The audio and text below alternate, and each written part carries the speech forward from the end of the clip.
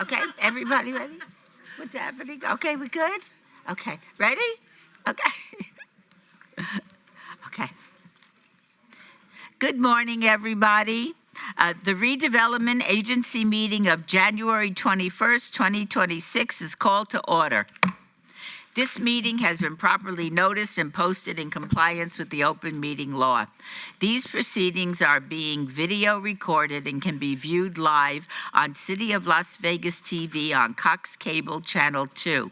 You could also watch the meeting live online and access other city content by visiting lasvegasnevada.gov/connect. The proceedings will be rebroadcast on City of Las Vegas TV the Wednesday of the meeting at 8 p.m. and also on Friday at 4 a.m., Saturday at 7 p.m., Sunday at 7 a.m., and the following Monday at 5 p.m.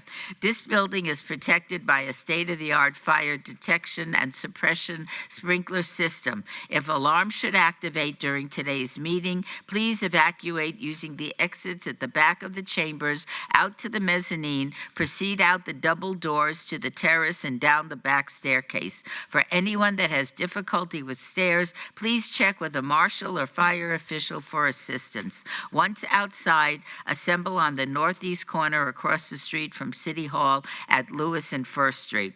Employees wearing safety vests or our city marshals will inform you when it is safe to re-enter the building. For public comment related to the items on the agenda, citizen participation, and public hearing items, we have available a speaker card which you can complete and submit to the city clerk. Cards are available in the clerk's office or at the rear of the chambers. If you do not submit a card, it does not prevent you from speaking under public comment, citizen participation, or specified public hearing items.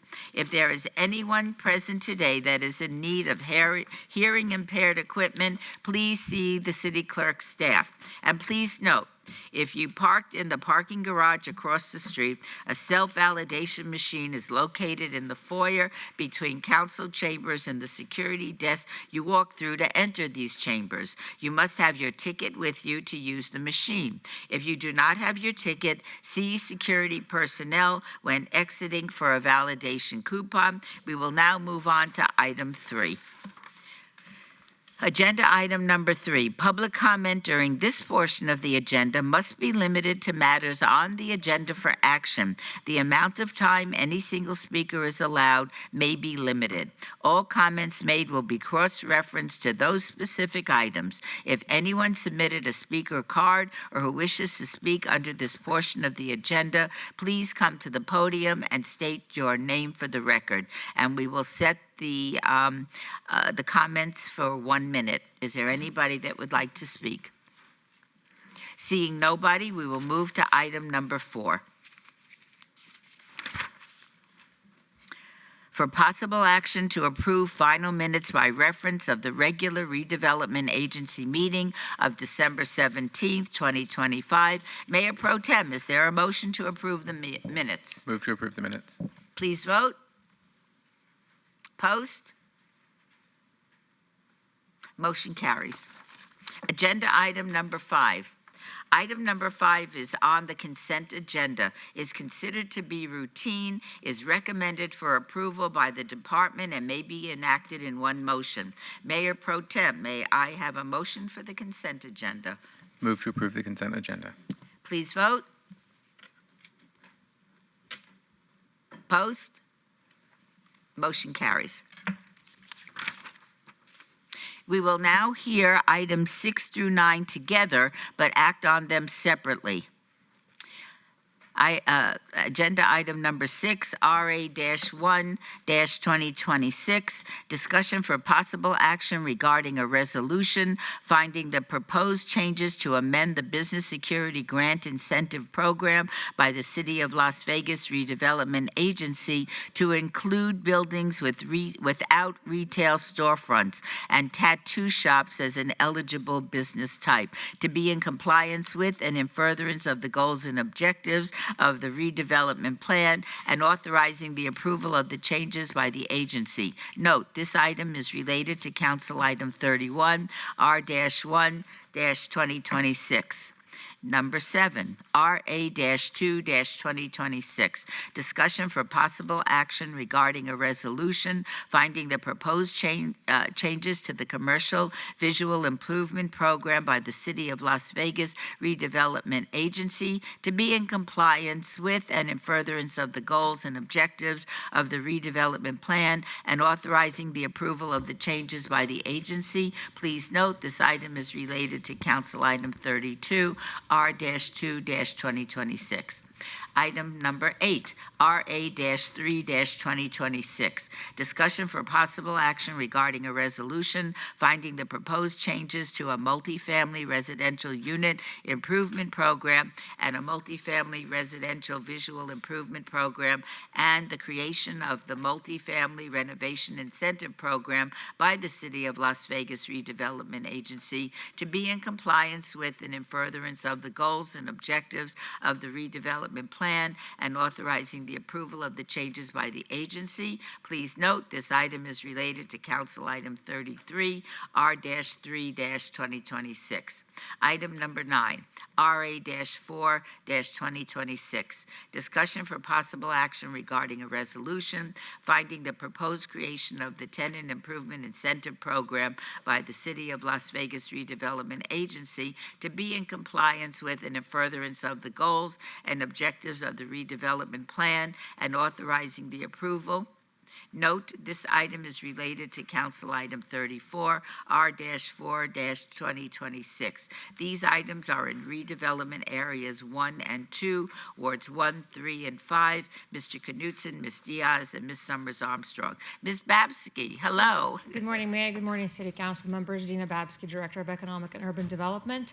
And a little background on all of these items. The Redevelopment Agency has since 2015 been offering a set of different incentives to essentially achieve our goal of revitalization and eliminating blight in the downtown core and the redevelopment area in general.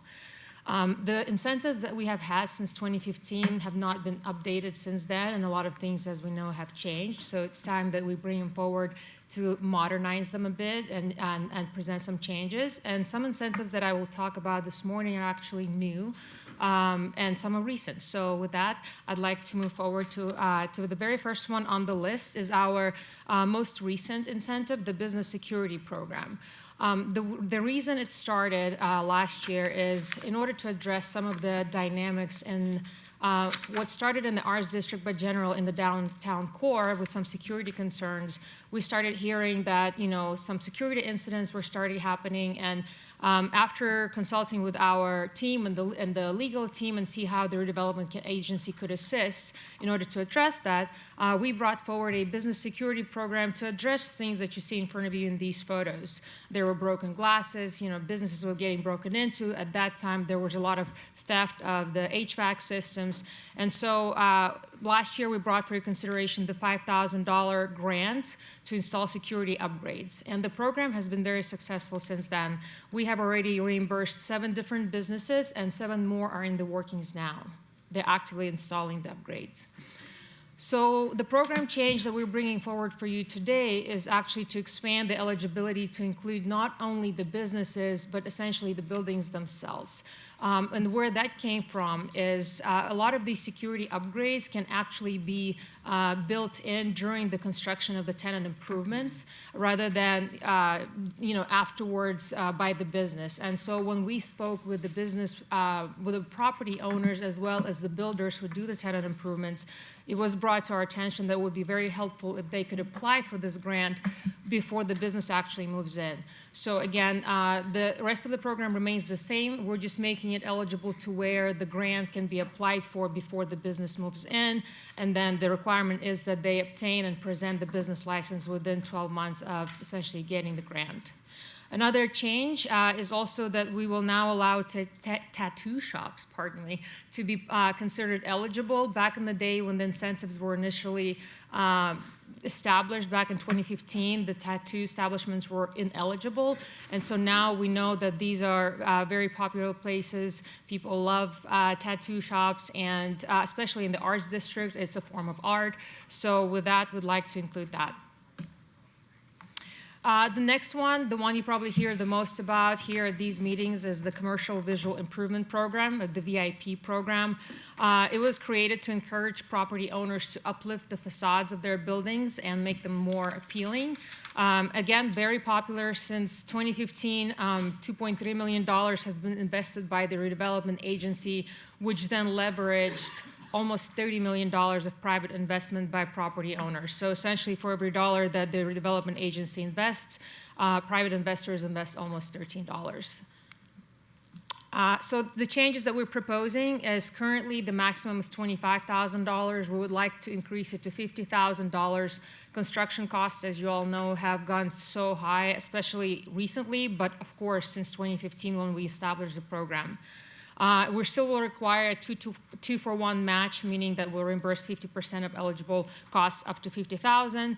And then the new portion of that is we would like to create a pilot program, and starting with the Historic West side, where we will eliminate the match requirement.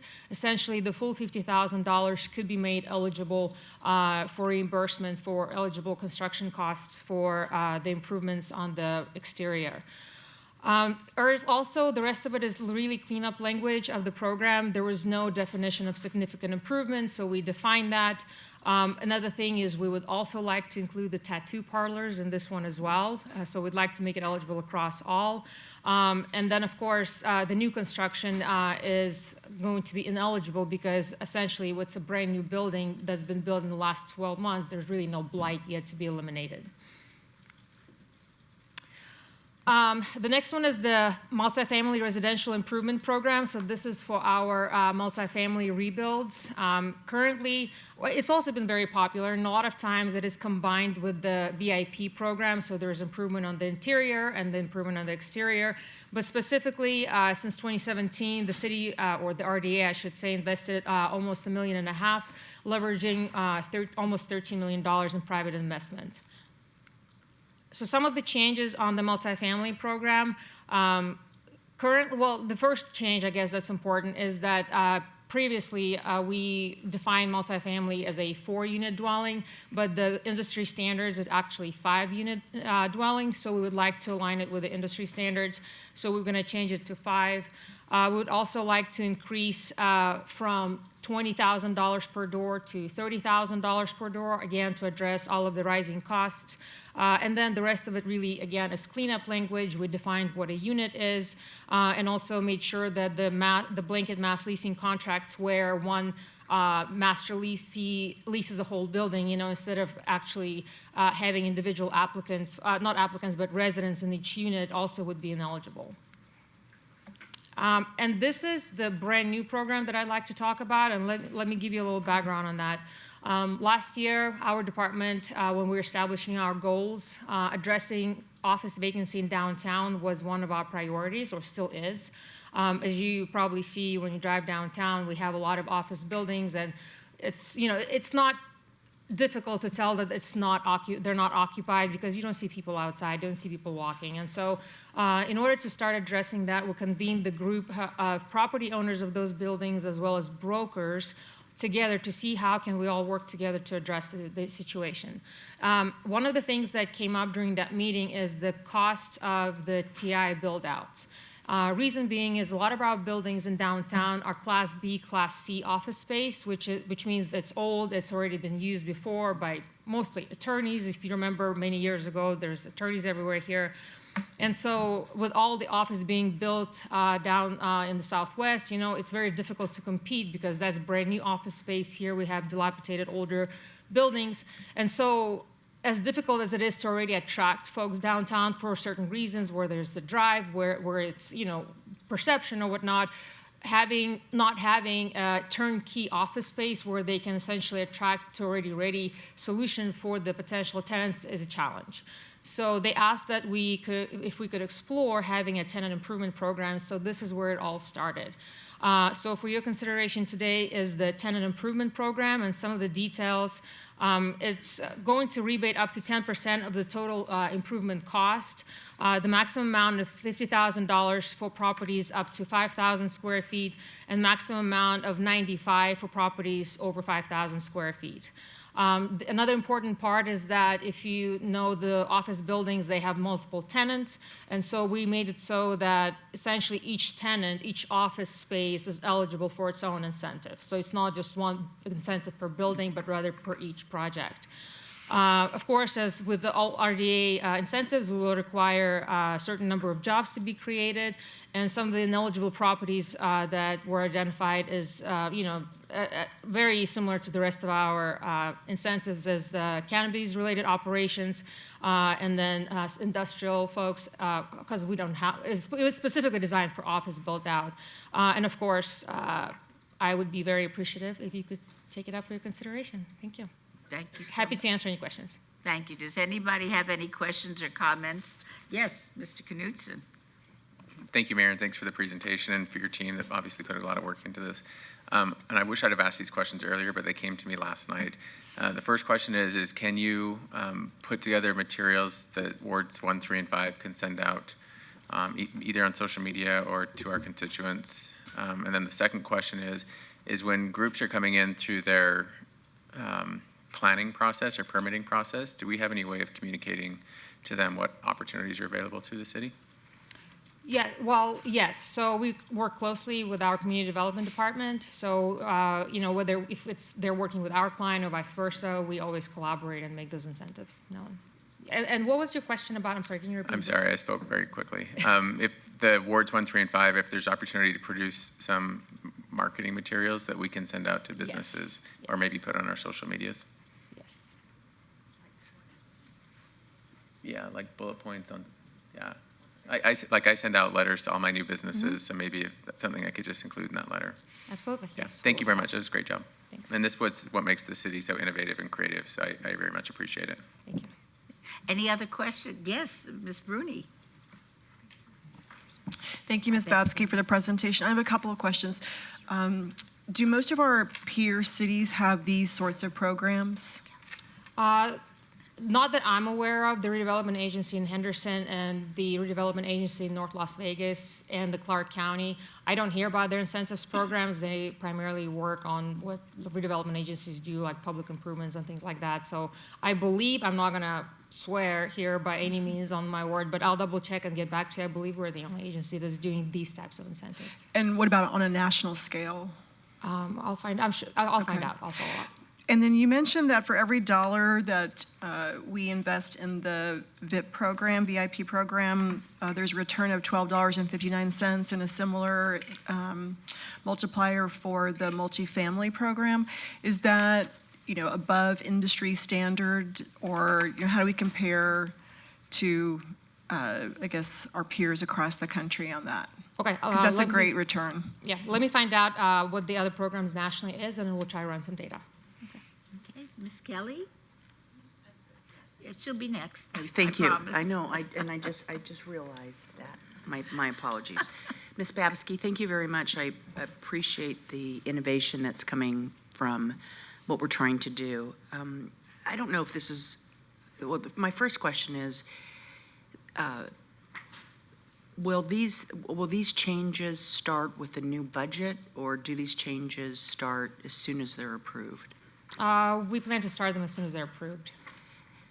And is there money in the existing budget to satisfy the increases of reimbursement, or maybe reimbursement's the wrong word, contribution?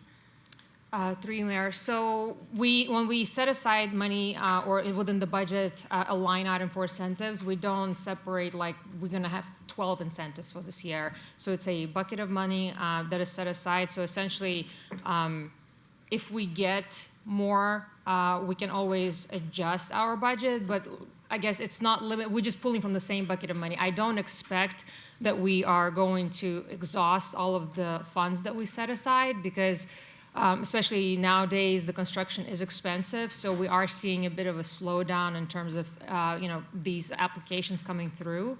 I think we'll be fine this year, but as we start the budget for next fiscal year, we're definitely going to expand those line items to make sure that we address the new limits. Okay. Which we're excited for. So is that essentially also saying it's a first come, first serve? Like, you don't know what the demand is. You have a sense of what the demand's been, for some of the programs that are existing that you're expanding. And to the Mayor Pro Tem's point, I'd love the same information, because although I'm Ward 2, I have a lot of residents. I don't know where they have businesses, and, being a conduit for the good information. So please make sure you include all of us on that to the extent we can get the word out. But anyway, back to my question is, tell me a little bit how you think about, if the demands increase, the first 5 that apply may be able to get up to, depending on what program we're talking to, the max. And then as the demand increases, would you start being more conservative if that happened, in terms of how much you would give out? I'm trying to get a sense of your thought process, or of your department, and how, if there was a ton of demand, how you manage that money. Thank you. Through you, Mayor. So we are happy to have as many applicants as Of course. possible. Historically, we have always budgeted more than we got applications for. So I feel very confident that we will be just fine. So with that, for those who are watching and for you council members, we will provide the information. Please come apply, because we are able to support many, many businesses. And so while I can't give you a number what our limit is, I can confidently say that we are fine and will be able to support everybody who comes and meets the requirements. Okay, well, it's a good problem to have, right? If that's the case. I'm very excited about this. I know that when we're looking at economic development and, trying to get businesses to relocate to parts of the city, as many tools that we can have in our toolbox that offer, if we can't write just a big check or a big abeyance or what have you, being able to be creative is really important, and I applaud you for doing so. So thank you. Thank you. Thank you so much. Ms. Summers Armstrong? Thank you, Madam Chair, and thank you so much, Ms. Babsky, for being thoughtful and upgrading this language so that we have more inclusivity, because we know that businesses in the downtown area might look a little bit different than businesses outside the downtown area, and we like it because we're different, and this is exciting. My question is centered around how, if we are giving some matching dollars or supportive dollars, are we ensuring that the work that is being done meets our requirements to have small businesses participating in the rehab? I think that's really important. And can you talk to me about if you all are enforcing that, if you are informing the people who are getting the money that they need to reach out to your office or whoever our person is to ensure that we have small business participation? Yes, thank you. Through you, Mayor. Yes, we absolutely, all the requirements that I listed, like the employment plan, which I believe is what you're referring to for small business participation. So we have a consultant, MBS, firm who has been with us for a few years now. They assist us with, when we meet with our applicants, they essentially work with MBS and they get a list of eligible small businesses that they should be working with first to satisfy the requirements in our programs. And then the grant itself is not reimbursed until our staff goes out and validates that whatever was approved in the application actually is what was delivered. And then throughout that time, and as well as the, whatever follows, we have the reporting that comes out from the grantee that essentially reports on their small business participation, jobs creation, and all of those items that are part of the applications. Thank you. If I may, Mayor, one more question. Yes, So we have a multi-story building downtown, and the owner does floor number 3, suite 5, and they enter into a 5-year agreement, and that business signs the lease, but then they, for some reason, pull out. What are the limits on that landlord or that owner coming back to redo suite number 5 on the 3rd floor? Will we allow them to come back? Are they prohibited for a certain amount of time? I just want us to make sure that we are cognizant that this is not a revolving, checkbook, and that we have some limits on how often you can come back. Through you, Mayor. So yes, Councilman, we have a requirement that a 5-lease requirement is required for each project or office space. So essentially, we would look at it that within 5 years, they can't necessarily come back and ask for another grant for that space. Okay, thank you so much. Is there anybody else wishes to speak? Yes, Ms. Diaz. Thank you, Madam Mayor. First and foremost, I want to thank Ms. Babsky for really, and the EUD department being thoughtful, receiving the feedback of our current programs and acknowledging that we needed to do some modernization and some improvements to the offerings. I know that the tattoo shops, every time we have an offering, they are kind of left out in the cold, and it doesn't mean that they're not a solid business model contributing to our communities and in our business districts. It's just, for some reason, they were never included and they were always excluded, and it's kind of nice for them to have parity.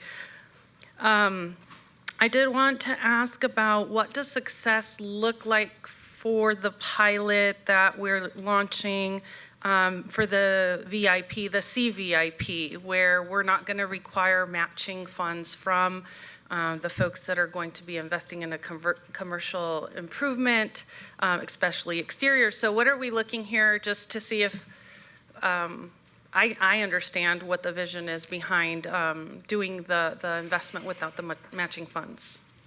Through you, Mayor. Thank you, Councilman, for your question. Let me give you a little bit more background how we came up with the idea of the pilot. So when we looked at all of the incentives that we have done in the last few years, geographically, right?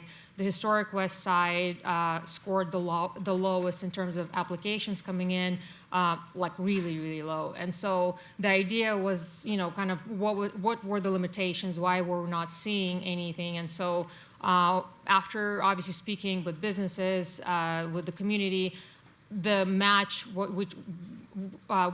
was what kind of holding people back, right? $25,000 is not easy to come up with. And so the goal of a targeted area in general, what we would consider I would say a focused area, not a targeted area, is essentially looking at, where incentives even being available are not being utilized. And so that's kind of where we came up with the pilot. I'm hoping that, a year from now, we'll see, how many applications we'll get, how many businesses will actually do the work to uplift their businesses, move in and, start their businesses there. And I don't have a set number in mind to really define success because we just don't have any historical data in that area, really. And so what I'd like to do is I can update everyone quarterly and see how we're doing. And then, after a year of collecting data, it'd be easier to kind of set the goal for success. Right now, we just want to get something going. I appreciate it. I think that it'll be helpful to glean from the impact that it will have in Ward 5 to then see if it would be suitable for other parts of the city as well. So that's why I ask. And the last one was that since the tenant improvement one is new, I just want to make clear then that this one is, I think traditionally most of the funds were applied for by the building owner, the property owner, not so much the tenant. In some cases, it is the tenant because they're doing the overhaul of the building. But I would say 75% of the time, sometimes it is the property owner asking for the funds back or the matching funds. So in the tenant improvement one, then the people going to lease the space for at least 5 years are the ones that are the applicants, correct? Through you, Mayor. Thank you, Councilwoman. Both, actually. So the building owner can apply for individual space, like a separated office space, as well as the tenant that's moving in can also apply, not together, not for the same grant, but if, say, the building owner doesn't want to, the applicant can apply, but the building owner has to agree. Okay. So there has to be communication there between both parties. And then just wanted to be clear then, if there's a building that has multiple stories or multiple offerings of suites, that's why the incentive can apply more than once to a building, correct? That's correct. Okay, thank you very much, Ms. Babsky. Thank you so much. Any other questions? In that case, I will entertain a motion, Mayor Pro Tem, for item 6. Madam Mayor, move to approve item 6. Please vote. Post. Post.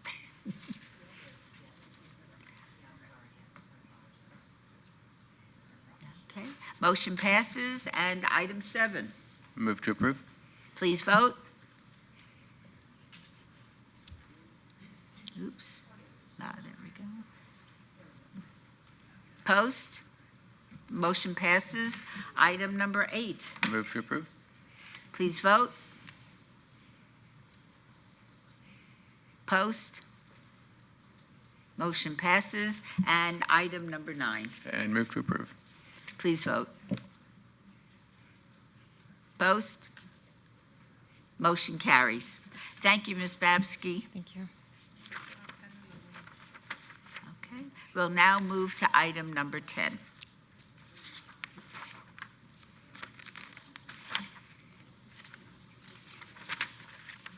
Discussion for possible action to amend the City of Las Vegas redevelopment plan for the downtown Las Vegas redevelopment area and commonly referred to as redevelopment area number 1. It affects wards 1 and 5, Mr. Knutson and Ms. Summers Armstrong. Ms. Babsky. Yes, thank you, Mayor, council members, Dina Babsky, Director of Economic and Urban Development. I'd like to, before I move on to the presentation, to request your approval of our amendment to the redevelopment plan for Area 1. I want to mention that the RDA has actually done this already 4 times since the redevelopment area was established back in 1986. We amended the plan in 88, 96, 2006, and the last time in 2015. And by that, the amendment means we're adding additional parcels that are eligible into the area. So it's time we do it again. The 2 parcels that we, or the 2 areas that we would like to amend or to include into the plan are highlighted on the map below, but I'm gonna go into more detail about each one of them. So this is the former Grant Sawyer site, the old state building. As you can see, it is literally like a donut hole. All of the redevelopment area is all around it. And there's reason why it wasn't included back when the redevelopment area was initially created and through all of the other amendments.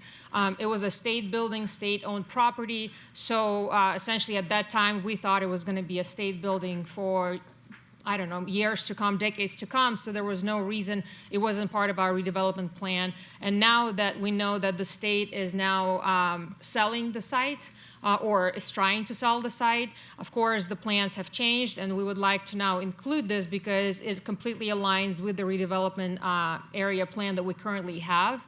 And, you know, its future development is going to potentially be dependent on some of the redevelopment agency support that we could provide. It's 22.7 acres, built in 95, and it identifies the surrounding area as a prime redevelopment area. And then the second site is the former Grace Presbyterian Church site in the medical district. As you can see, another donut hole. We have redevelopment areas all around on the north and the west, and of course, moving up to the east that you can see on the over the highway.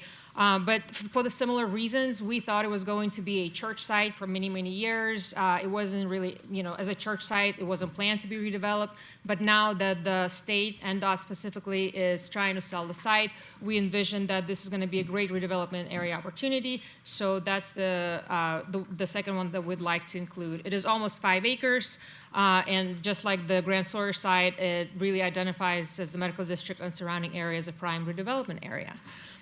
If approved today, the redevelopment agency, which is today, we're holding a public hearing. It was posted in the Review Journal for a couple of weeks. If we get your approval today, we will then post in the Review Journal again for another 2 weeks to announce another public hearing at the City Council meeting on February 4th, at which time we'll present the recommendation of this board to the City Council board, and hoping that, you know, at that time we'll have the first hearing of the ordinance, because in order to amend the plan, we have to amend the ordinance, and with the second hearing being on February 18th. Happy to answer any questions. Thank you. Are there any agency members that have a question or comment? No? Seeing none, is there a motion, Councilman Knutson? Thank you very much, Dina. I appreciate everything you're doing to help revitalize our downtown. And I will move to approve. All right, please vote. Post. Post. Motion carries. Thank you. Agenda item 11, RA-5-2026, discussion for possible action regarding a resolution finding the agency reimbursement agreement between the City of Las Vegas Redevelopment Agency and Same Page LLC concerning certain tenant improvements in connection with the retail lease between the City of Las Vegas and tenant for certain space at 70 East Bonneville Avenue, Suite 150. It's in the best interest of the public, is in compliance with and in furtherance of the goals and objectives of the City of Las Vegas Downtown Master Plan, and authorizing the execution of the agreement by the agency, $1 million RDA Special Revenue Fund, Redevelopment Area 1, Ward 3, Ms. Diaz. Please note this item is related to Council Items 36, R-6-2026, 37, and 38, R-7-2026. Ms. Babsky. Thank you, Mayor, City Council members. This one going to be a short presentation because we want to save the big presentation with the detail for the council meeting. But essentially, it's a reimbursement agreement with our future tenant in Civic Plaza for a new restaurant. It is in the amount of $1 million, with $300,000 of it being reimbursable through the amortized period of the lease. Again, I'd like to show the renderings during the council meeting and get you all excited because it's going to be a wonderful, wonderful location for us to visit and gather. And I do want to mention that the approval of this reimbursement agreement is contingent upon the approval of the actual lease. All right, thank you so much. Are there any questions from agency members? Seeing none, is there a motion? Councilwoman Diaz. Thank you, Madam Mayor. And just for my information, the initial lease is being signed for how long? The initial, thank you, through you, Mayor. The initial lease is 12 years with 2 options, 5 years each. Okay, awesome. Thank you so much. We're all, I think, looking forward to a new offering. I think we're all foodies and we're always trying to go somewhere quick to grab a bite. So we're looking forward to this new offering in our neighborhood. So with that, I move to approve agenda item 11. Please vote. Post. Motion carries. Thank you, Ms. Babsky. Thank you. Agenda item 12, citizen participation. Public comment during this portion of the agenda must be limited to matters within the jurisdiction of the redevelopment agency. No subject may be acted upon by the redevelopment agency unless that subject is on the agenda and is scheduled for action. If you wish to be heard, come to the podium, give your name for the record. The amount of discussion on any single subject, as well as the amount of time any single speaker is allowed, may be limited. It will limit it to 1 minute. Is there anyone wishing to speak under this portion of the agenda? Seeing none, this redevelopment agency meeting is adjourned. We will start our city council meeting in 5 minutes.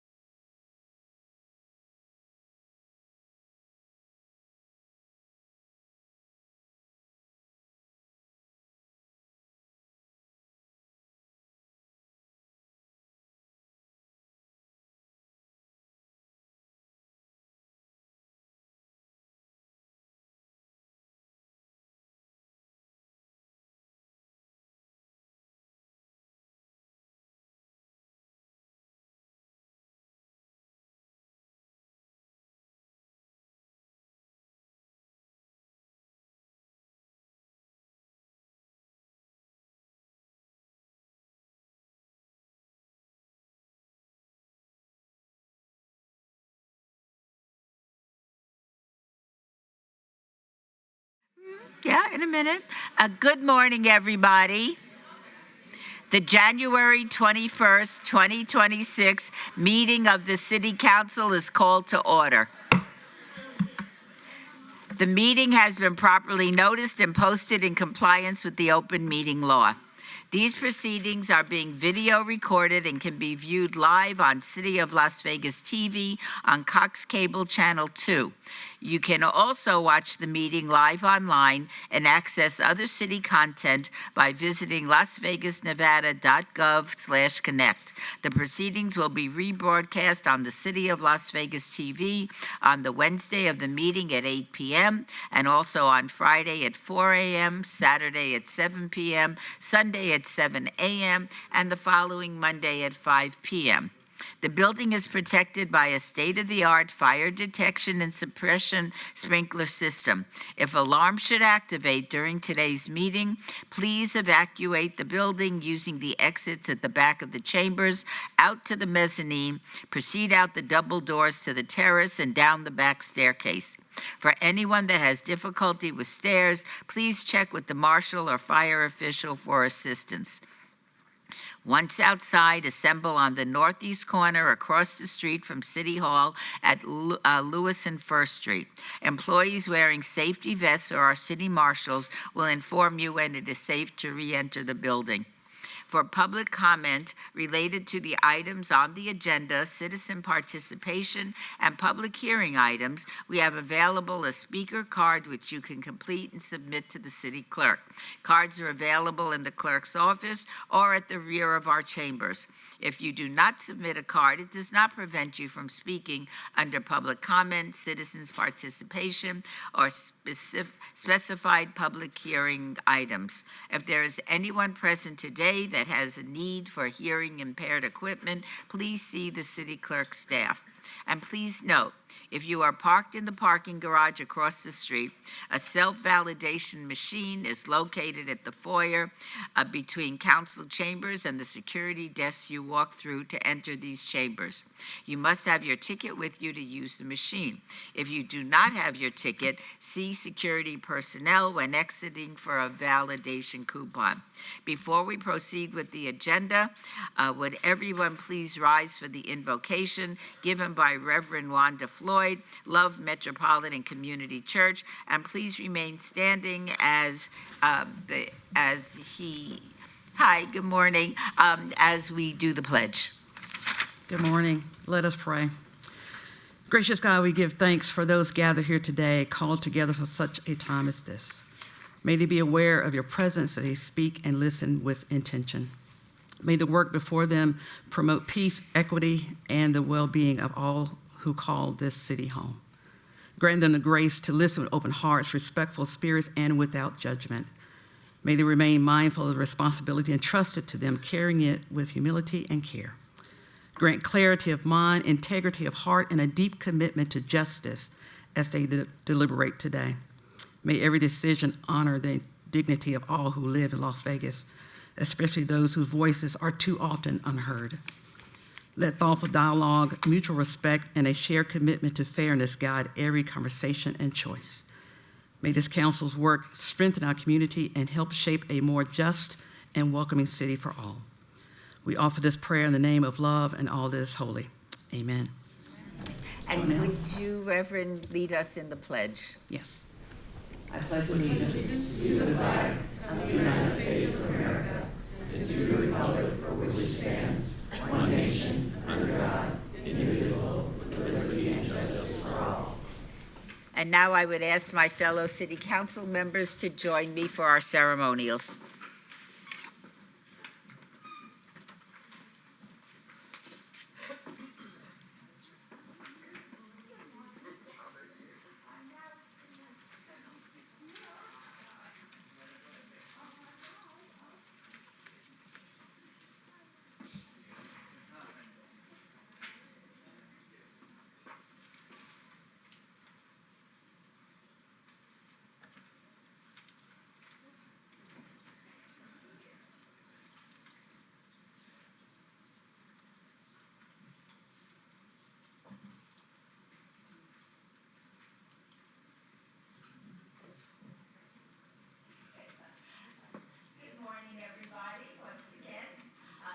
the ceremonial portion of our council agenda. And for our first item, I want to invite our Executive Director of Community Development, Seth Floyd, to join us.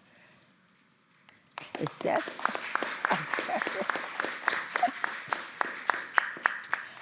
Okay. Our employees strive to meet our values of being kind, committed, and smart, and they work to build our community to make life better. I am so proud to announce that the Employee of the Month is Nick Gonzalez. Nick, would you please join us?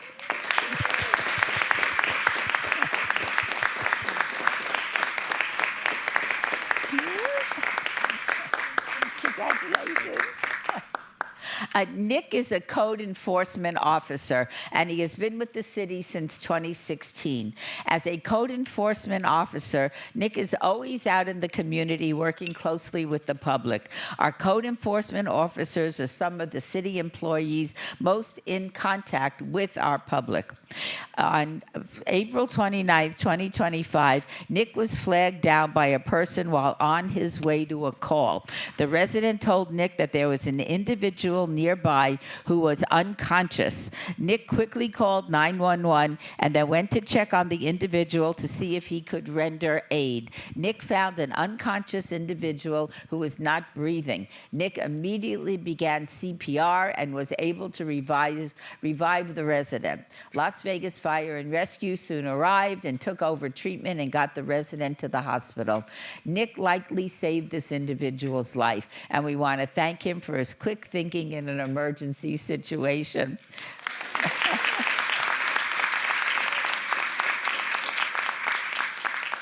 Nick, everyone that knows you maintain a positive attitude and exemplifies our values of kind, committed, and smart.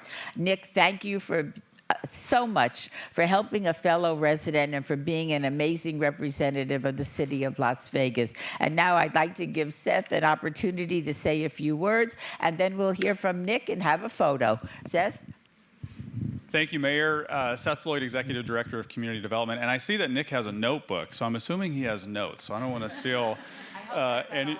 No, we'll see.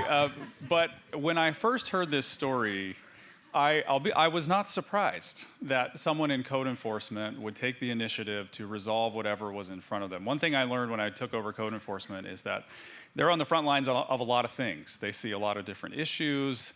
They have to go into people's property. They are the front lines of customer service, but when there's an emergency, they're also on the front lines of that too. And I think what we hope and expect all of our employees to do is that we will respond and that we'll provide that high level of service like Nick did. Now, hopefully none of us have to be in that situation very often, but I'm glad that Nick responded the way that he did, and like I said, I wasn't surprised. I want to acknowledge a few people. Would the code enforcement team stand up?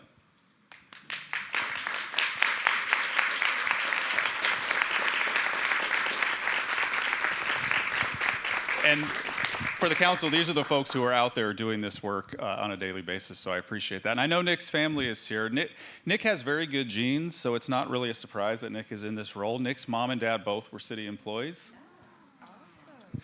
His dad, Public Works, is that right? Public Works. And his mom, when I started here, was our HR rep for community development. So she guided me through my first few interviews and did an outstanding job and retired recently. So Nick, thank you very much.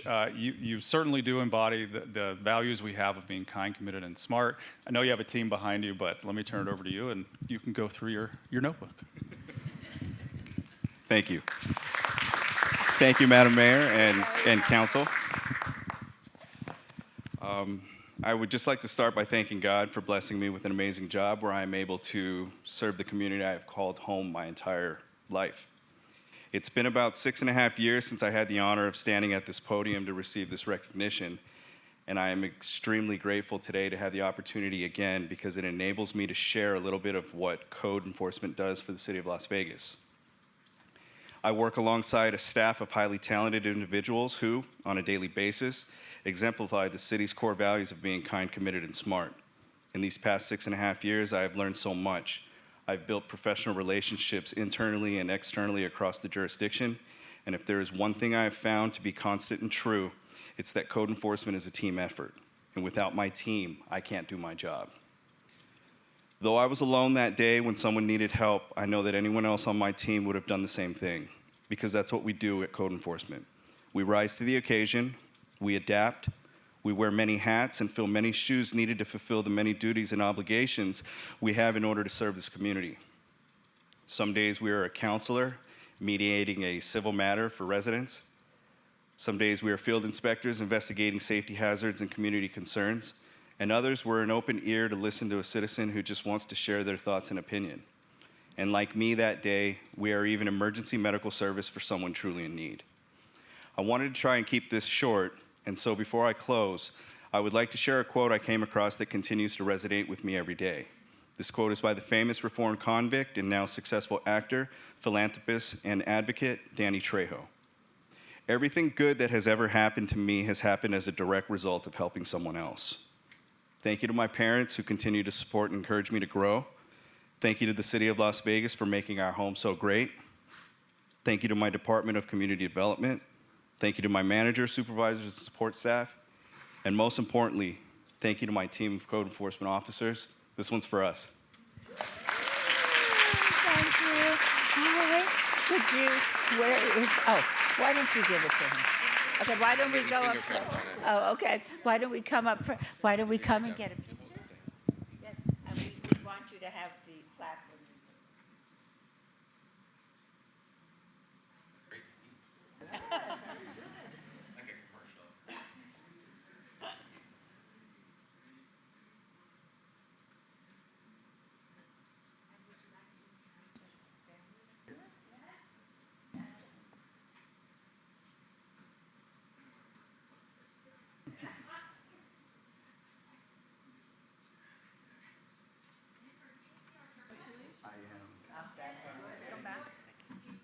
I used to work at Bellagio Pool. It was a standard. Yeah, we had to.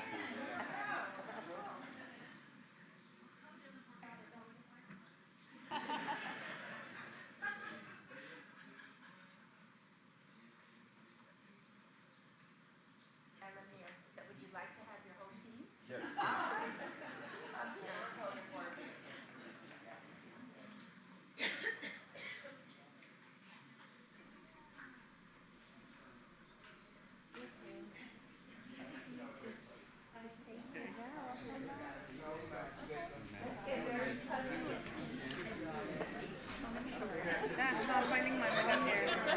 That's fine, I'll come back here.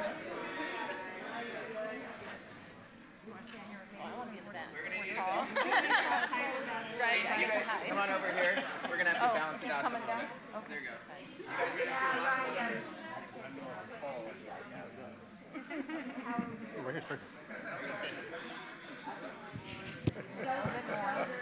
Okay, are we all in? He's gonna come in like actually. Oh no, he's got to move out. Hey, Nick, why you gotta be so generous?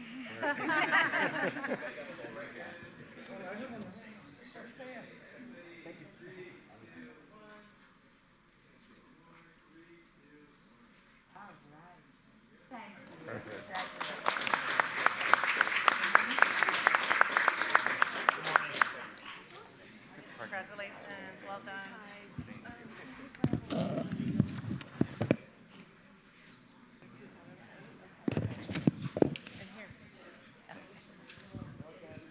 Okay.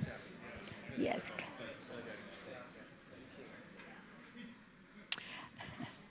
For our final item, it is my pleasure to recognize an incredible group that helps so many of our in our community. Please join me in welcoming the Junior League of Las Vegas to join us at the podium. Yeah, give it a... The Junior League of Las Vegas, together with its predecessor, the Service League of Las Vegas, is celebrating 80 years of service to the Las Vegas community. The organization has been instrumental in founding numerous nonprofits and in improving the community through the thousands of volunteer hours contributed by its members. I've known so many Junior League members, and I know how very committed they are to the community, and I'm so very grateful. Junior League of Las Vegas is made up of more than 500 very exciting and diverse women from across the Las Vegas Valley. Some of the Junior League's many projects include a partnership with the Shannon West Homeless Youth Center, annual drives for Thanksgiving meals and holiday gifts for children, and donating thousands of dollars annually to educators through its Education Grants program. I want to thank all of you and all of your members for everything you do for our city, and we'd be very happy to hear a few words.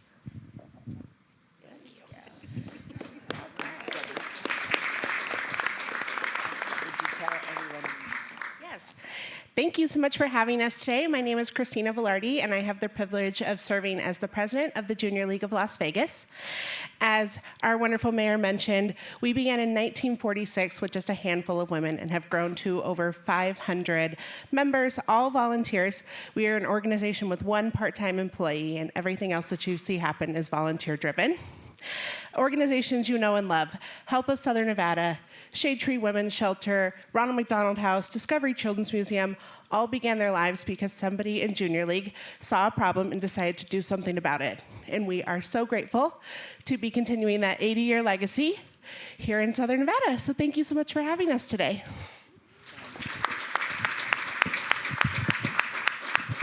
I want to thank Miss Levy for reminding me that this is the 80th anniversary, and I'm so impressed by that. I can hardly believe it, but the reality is I thought after 80 years you deserve some recognition from your city council. So at this time, let me give you, what do we have to give them?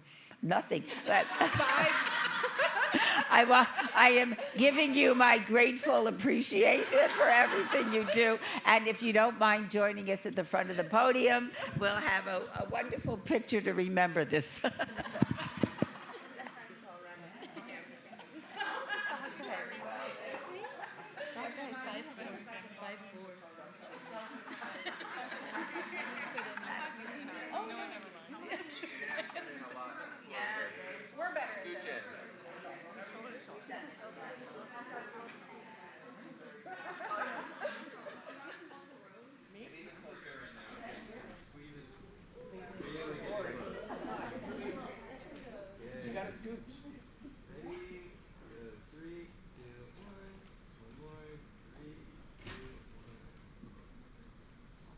Thank you. Another round of applause.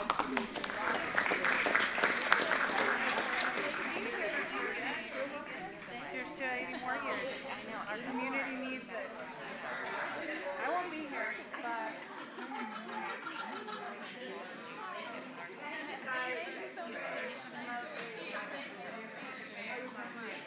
Emily. I thought I recognized you. How was your birthday?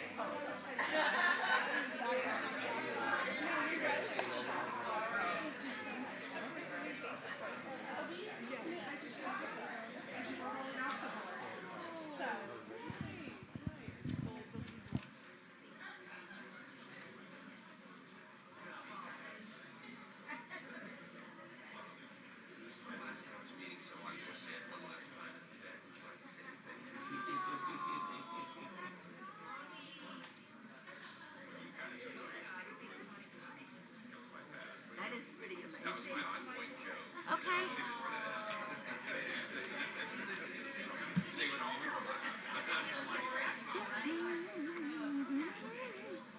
Oops.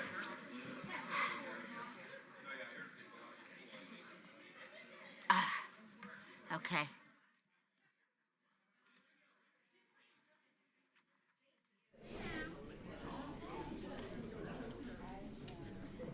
We will restart the reconvene in about 1 minute.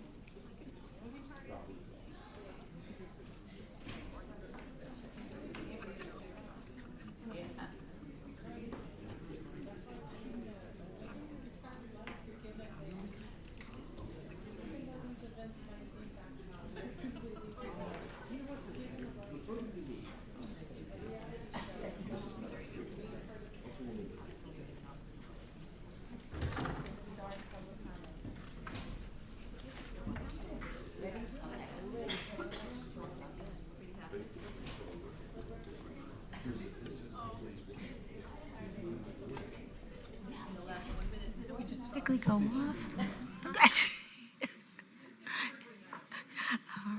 Which would you prefer? Oh, whatever you're Cold not water gonna or have. room temperature hint? Room temperature, and thank you. Unless you wanted it. No. Okay. Okay. We are reconvening with agenda item number 7. Public comment during this portion of the agenda must be limited to matters on the agenda for action. The amount of time any single speaker is allowed may be limited.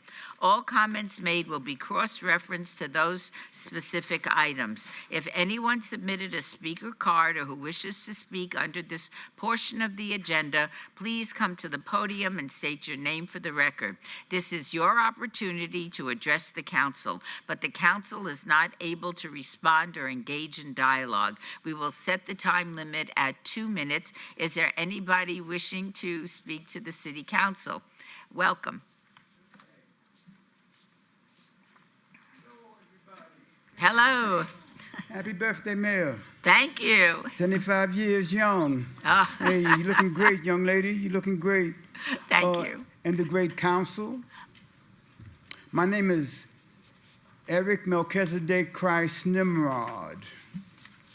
Dr. Martin Luther King had a dream that his children and all children would grow up and have be judged by the content of their character and not by the color of their skin.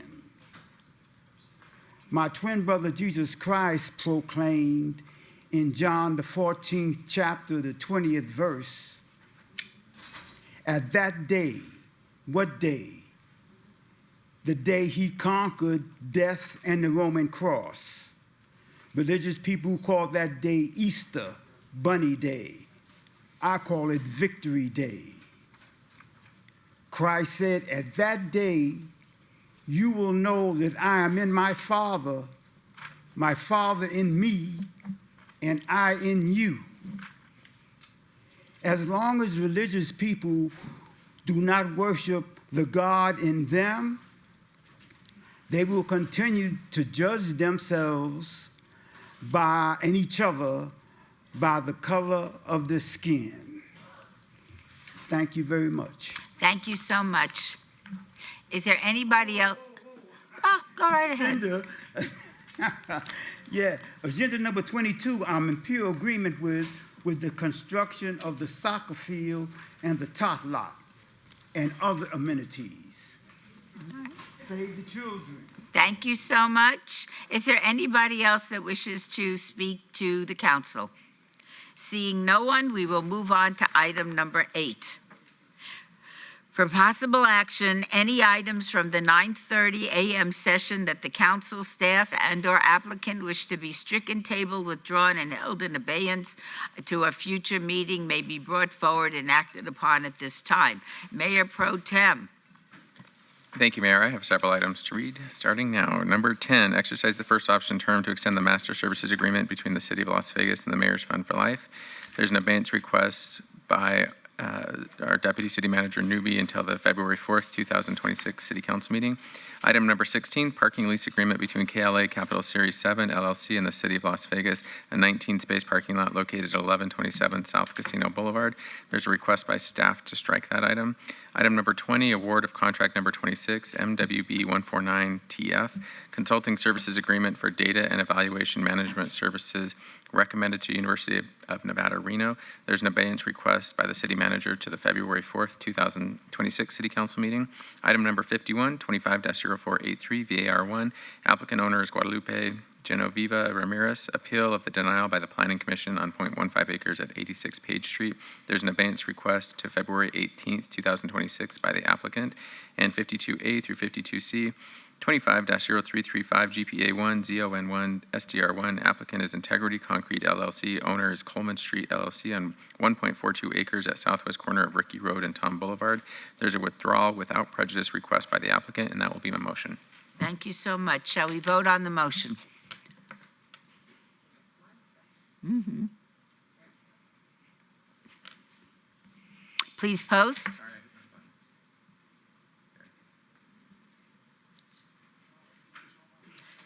everybody good? All right, motion carries. Agenda item 9, for possible action to approve the final minutes by reference of the December 17th, 2025 regular city council meeting. Mayor Pro Tem, may I have a motion to approve the minutes? So moved. Please vote.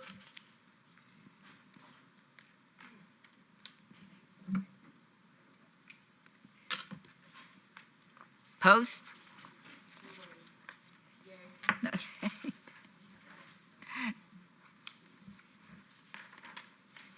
Post.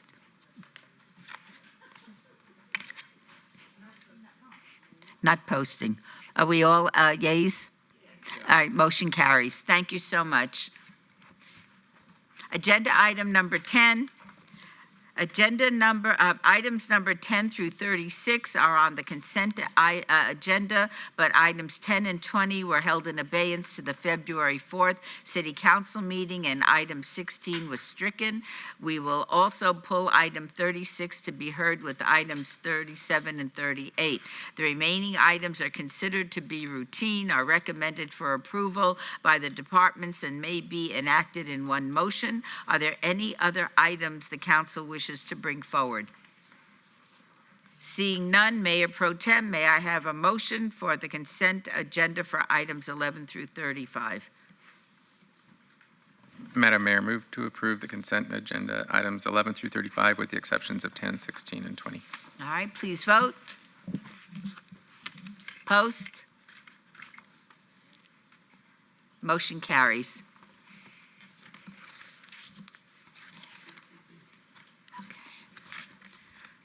Agenda item let's see.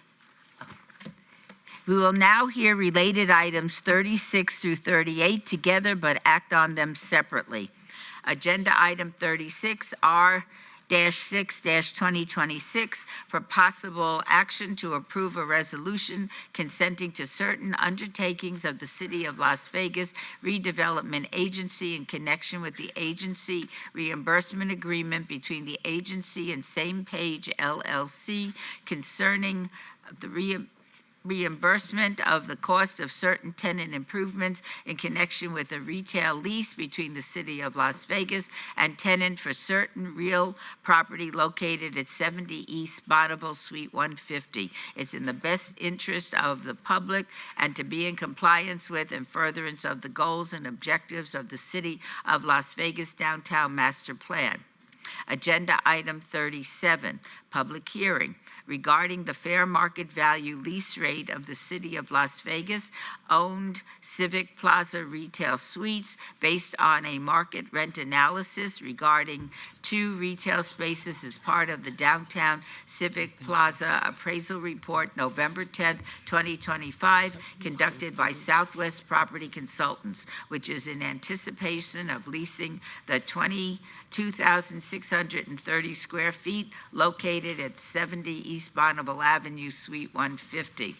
Agenda item 38, R-7-2026, discussion for possible action regarding a resolution consenting to certain undertakings of the City of Las Vegas in connection with the retail lease agreement between the City of Las Vegas and Same Page LLC doing business as Boom Bang Fine Food and Cocktails concerning the retail lease located at 70 East Bonneville Avenue, Suite 150. It's in the best interest of the public and to be in compliance with and furtherance of the goals and objectives of the City of Las Vegas Downtown Master Plan.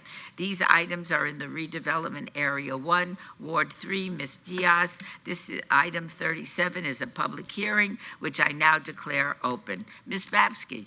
Thank you, Mayor, City Council members. Dina Babsky, Director of Economic and Urban Development for the city. And with me here today at the podium is Ms. Elia Abumrad, the owner of the original Boom Bang in Henderson. Welcome. Thank you. Before I go into the presentation, I'm going to read some of the accolades that Ms. Abumrad actually has, because it's quite an impressive list. Elia was a finalist on Emmy Award-winning series Top Chef. She was also featured on Top Chef Masters, the Food Network shows 24 and 24, Last Chef Standing, and Beat Bobby Flay. Very impressive. Congratulations.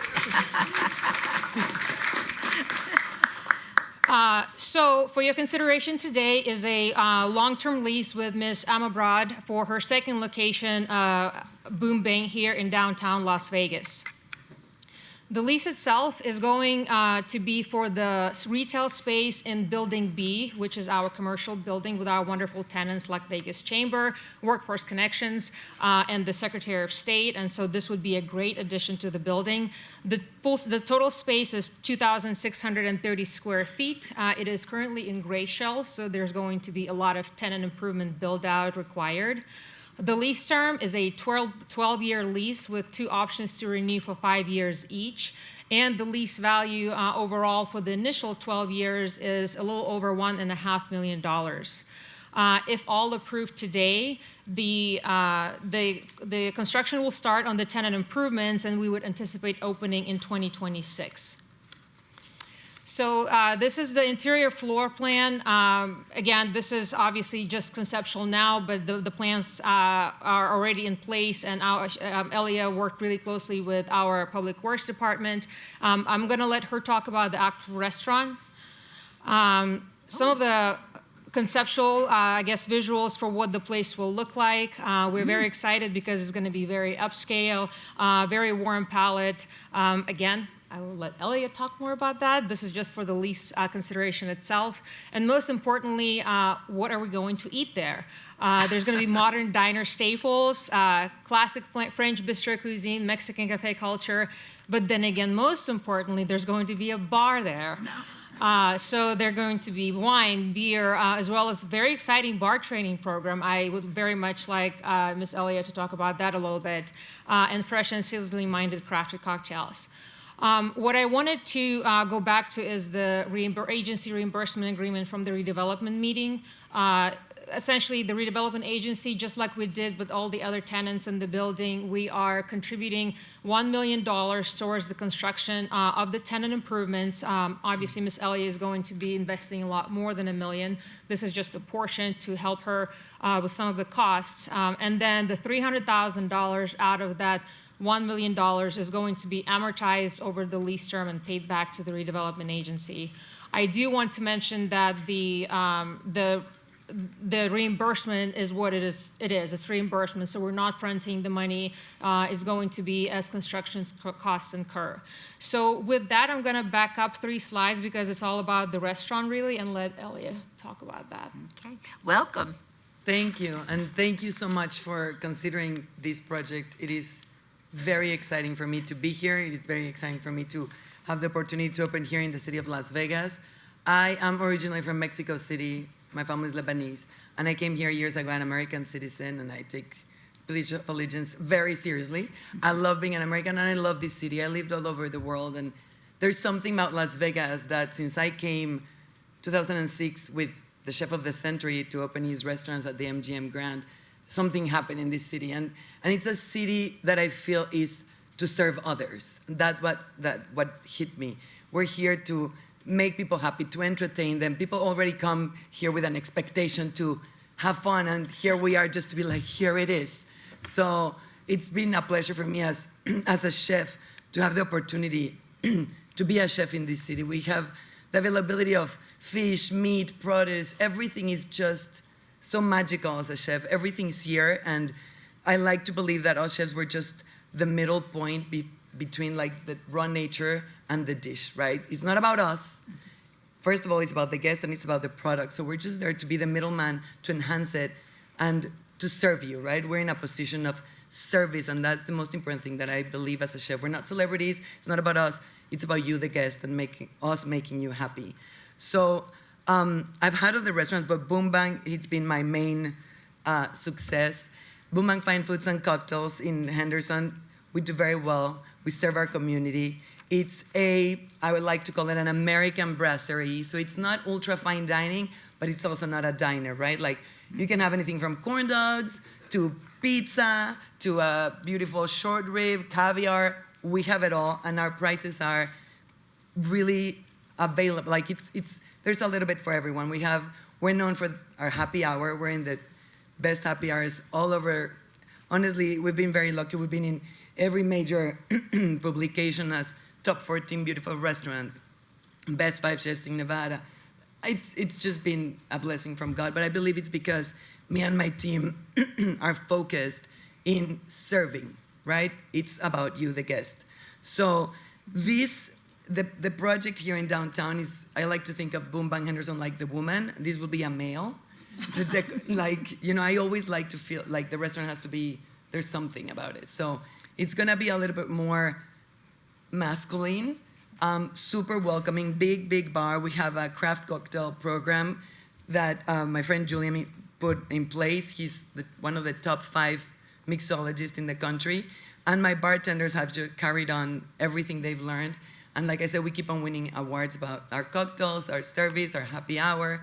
So it's gonna be a heavy, beautiful craft cocktail program. We juice everything in-house.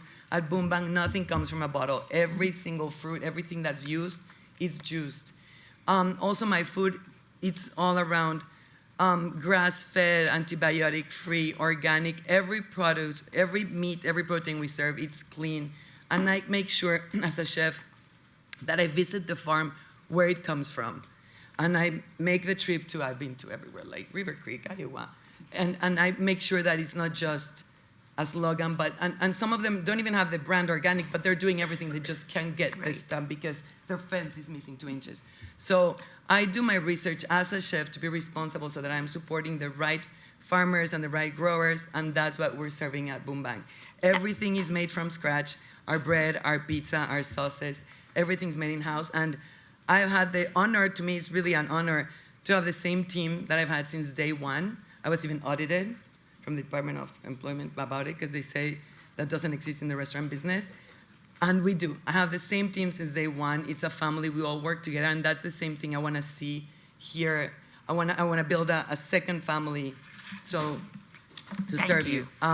So like I said, we're going to be open for, well, no, I haven't said this. We're going to be open for lunch and dinner. I think my main goal for now, let's see in the future, is lunch because I see all you and everything that's around us. So we'll have different price points, but I want to have something like, I know you guys have an hour to eat. A lot of people just have 45 minutes. Something like a formula, like you get your soup, main, and dessert for, I don't know, $39 or maybe less, and get it quick in and out. Thank you then maybe so have much. Yes, different like price, small menus. Of course, every other thing will be available.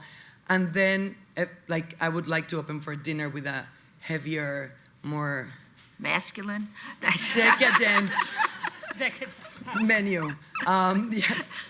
I don't know what else. No, that's plenty. You have really defined this beautifully, and we appreciate it. Is there anybody else that wishes to speak on this item? Seeing none, I'd like to close the public meeting. Are there any questions or comments from the council members? Okay, lovely. No action is required on item 37. Is there a motion on related item 36? Councilwoman Diaz. Thank you, Madam Mayor, and welcome to the City of Las Vegas. We've been hearing through Ms. Mapsky about your exceptional offerings in Henderson and how ecstatic we are that you're bringing them to the City of Las Vegas. Just want to ask you, what's the timeline? Because the way you described everything, we could be regulars, and happy hours are going to be so needed. We just walk across to Civic Plaza and have our happy hours as a team. But when do you foresee you being fully built out and ready to greet us? I mean, I'm hoping that as soon as it gets approved and signed, I know there's like a little bit about permits, like for example, the architect needs to get his stamp, but I according to my contractor, which I've worked with in my other projects, so I trust him, because sometimes, I believe we can be done in 6 to 8 months. Okay, so by the end of the year? Yes, I'm really hoping. That is a great season to open with a party and New Year's and all that fun stuff. So, but yeah. Awesome. Looking so forward to that, and hoping everything flows. So with that, I'm going to move to approve agenda item 36. Thank you so much. Please vote. Post. Motion carries. Congratulations. We're very excited for you. Thank you. Thank you Item so 38 much. as well, Mayor. Thank you. Right. Can I just make the motion? Madam Mayor? Yes, would you mind making a motion on item 38? Move to approve agenda item 38. Please vote. Post. Motion carries. Okay, thank you so much. Okay. Agenda item 39. R-8-2026. This is a public hearing. The discussion for possible action to approve a resolution authorizing the issuance of the city's general obligation, limited tax, various purpose, medium-term bonds, Series 2026C, not to exceed $10 million that will be used to acquire, improve, equip, operate, and maintain building projects. General fund and debt service fund. This affects all wards. This is a public meeting that I now declare open. Ms. Lloyd-Liegos. Good morning, Mayor and Council. This public hearing is to request the approval of a resolution authorizing the issuance of general obligation medium-term bonds in amount not to exceed $10 million. The purpose of the bonds is to reimburse the redevelopment agency for their financial contribution to the Arts District Garage. The Arts District Garage is a public infrastructure investment with approximately $27.2 million. Construction is already well underway, and once completed, the garage will provide roughly 500 parking spaces, along with over 19,000 square feet of retail and leasable space to support the growing Arts District. Approval of the resolution will allow the city to proceed with the bond issuance. Thank you so much. Since this is a public hearing, is there anybody else wishing to be heard on this item? Seeing none, I will close the public hearing. Are there any questions or comments from council members? Okay. Is there a motion, Mayor Pro Tem? Move to approve. Thank you. Thank you so much. Thank you. Please vote. Post. Motion carries. Thank you so much. We will now be pulling forward items 53 through 53B and 58 through 59C before proceeding with the rest of the agenda.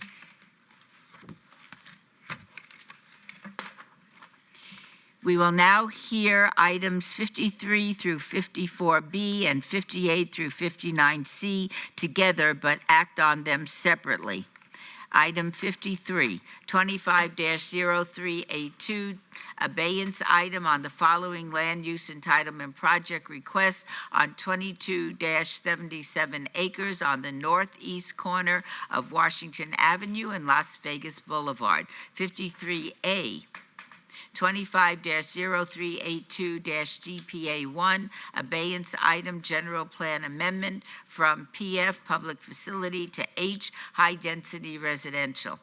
53B, 25-0382-ZON1, abeyance item rezoning from C-V Civic to R4 High Density Residential. Item 54, 25-0383, abeyance item on the following land use entitlement project request on 50.54 acres generally bounded by Washington Avenue, Maryland Parkway, Sagman Street, and Las Vegas Boulevard. Item 54A, 25-0383-GPA1, abeyance item general plan amendment from PF Public Facility to H High Density Residential. Item 54B, 25-0383-ZON1, abeyance item rezoning from CV Civic to R4 High Density Residential. Item 58, 25-0539, on the following land use entitlement project request on the 22.77 acres at the northeast corner of Washington Avenue and Las Vegas Boulevard, CV Civic Zoned. 58A, 25-0539-DIR1, Director's Business regarding the adoption of the Grant Sawyer Development Agreement between the City of Las Vegas and Greystone, Nevada, LLC. 58B, 25-0539-TMP1, tentative map, Grand Sawyer, for a proposed 290-lot, single-family residential subdivision. Item 59, 25-0540, on the following land use entitlement project request on 50.57 acres, generally bounded by Washington Avenue, Maryland Parkway, Sagman Street, and Las Vegas Boulevard, CV Civic Zone. 59A, 25-0540, DIR1, Director's Business, regarding the adoption of the Cashman Development Agreement between the City of Las Vegas and Greystone, Nevada, LLC. Agenda item 59B, 25-0540-VAC1, vacation, petition to vacate portions of the right-of-way, Harris Avenue and Maryland Parkway.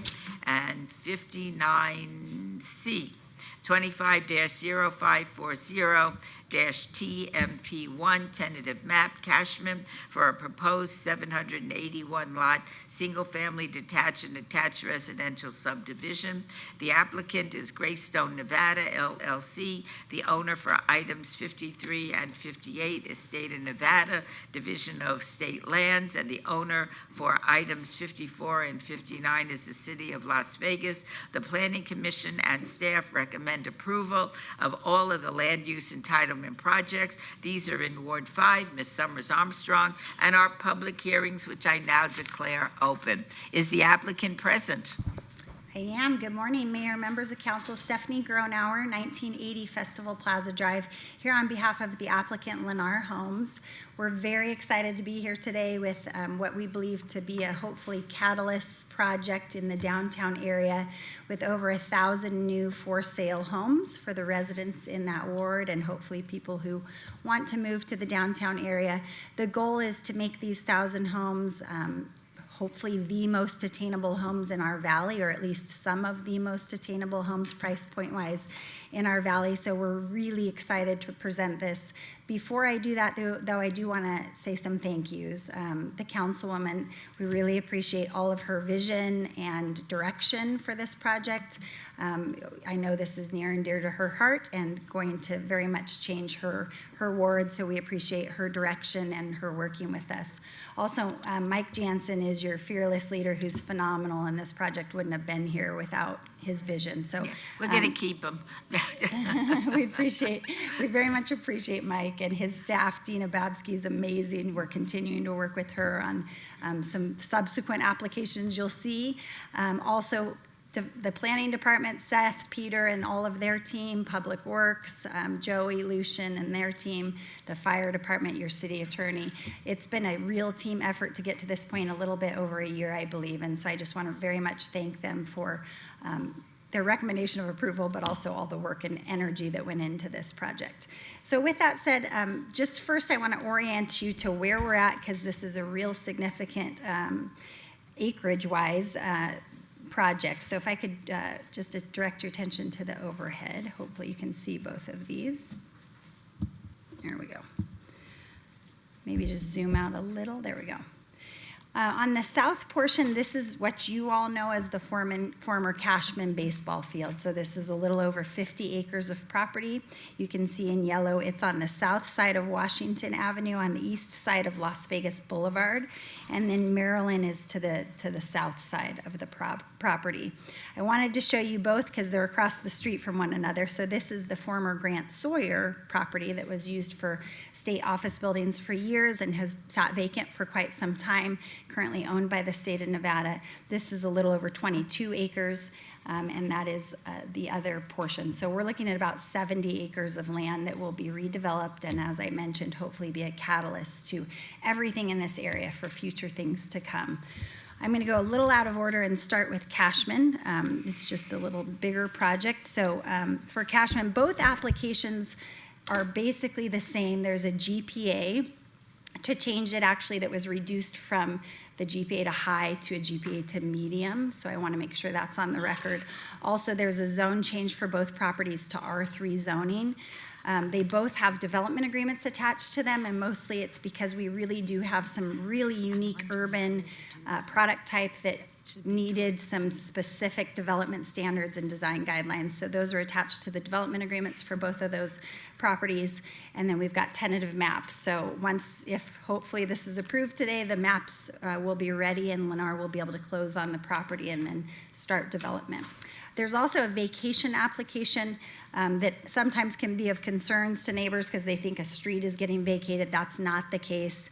It's just simply there's excess right-of-way on this area here in Maryland Parkway and then Harris Boulevard. So it's a kind of a cleanup item that Public Works and us worked on, so I just wanted to make sure that everyone understood that application.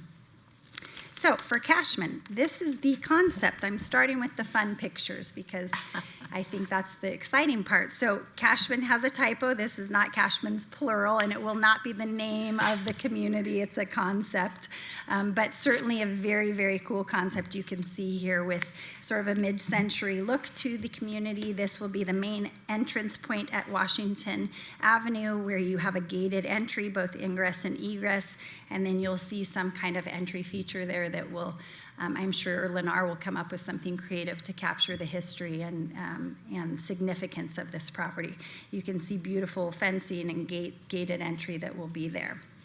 Something similar I will show you for Grant Sawyer, which the entryways are right across the street from each other, so it'll be a really nice visual along Washington.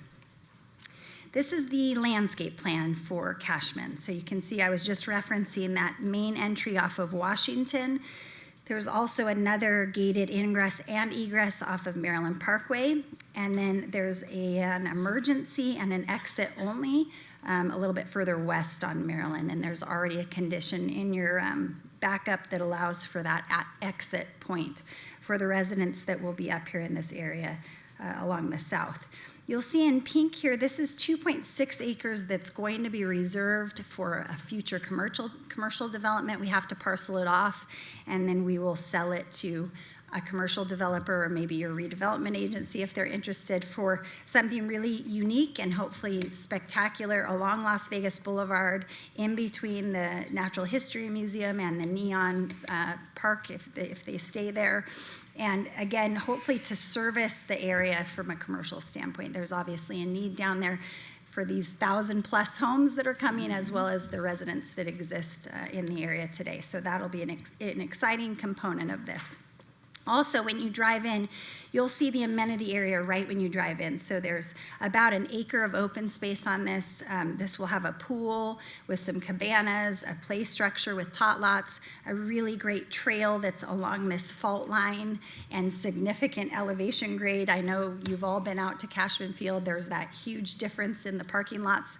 And so that was contemplated in this site plan you can see, which will be quite the exercise for residents to have that trail there. There's 4 different product types in the property, which makes it a really, really great property, but every single unit, homeowners will own a plot of land. So there are detached and attached townhomes within this project, and I'm gonna just quickly walk you through some of the product types because I do think that's exciting. This colored map shows you the 4 different product types in their areas. In yellow, this is the, excuse me, this is the detached townhomes I was referring to. And I'm going to show you a picture of them quickly just because I think the elevation is really quite spectacular. It's going to be on both properties actually. So it'll be on Cashman as well as Grant Sawyer. These are for sale townhomes, but they are detached. You can see this is an urban concept, so they are tight, but they do have their own properties without sharing a wall with their neighbors.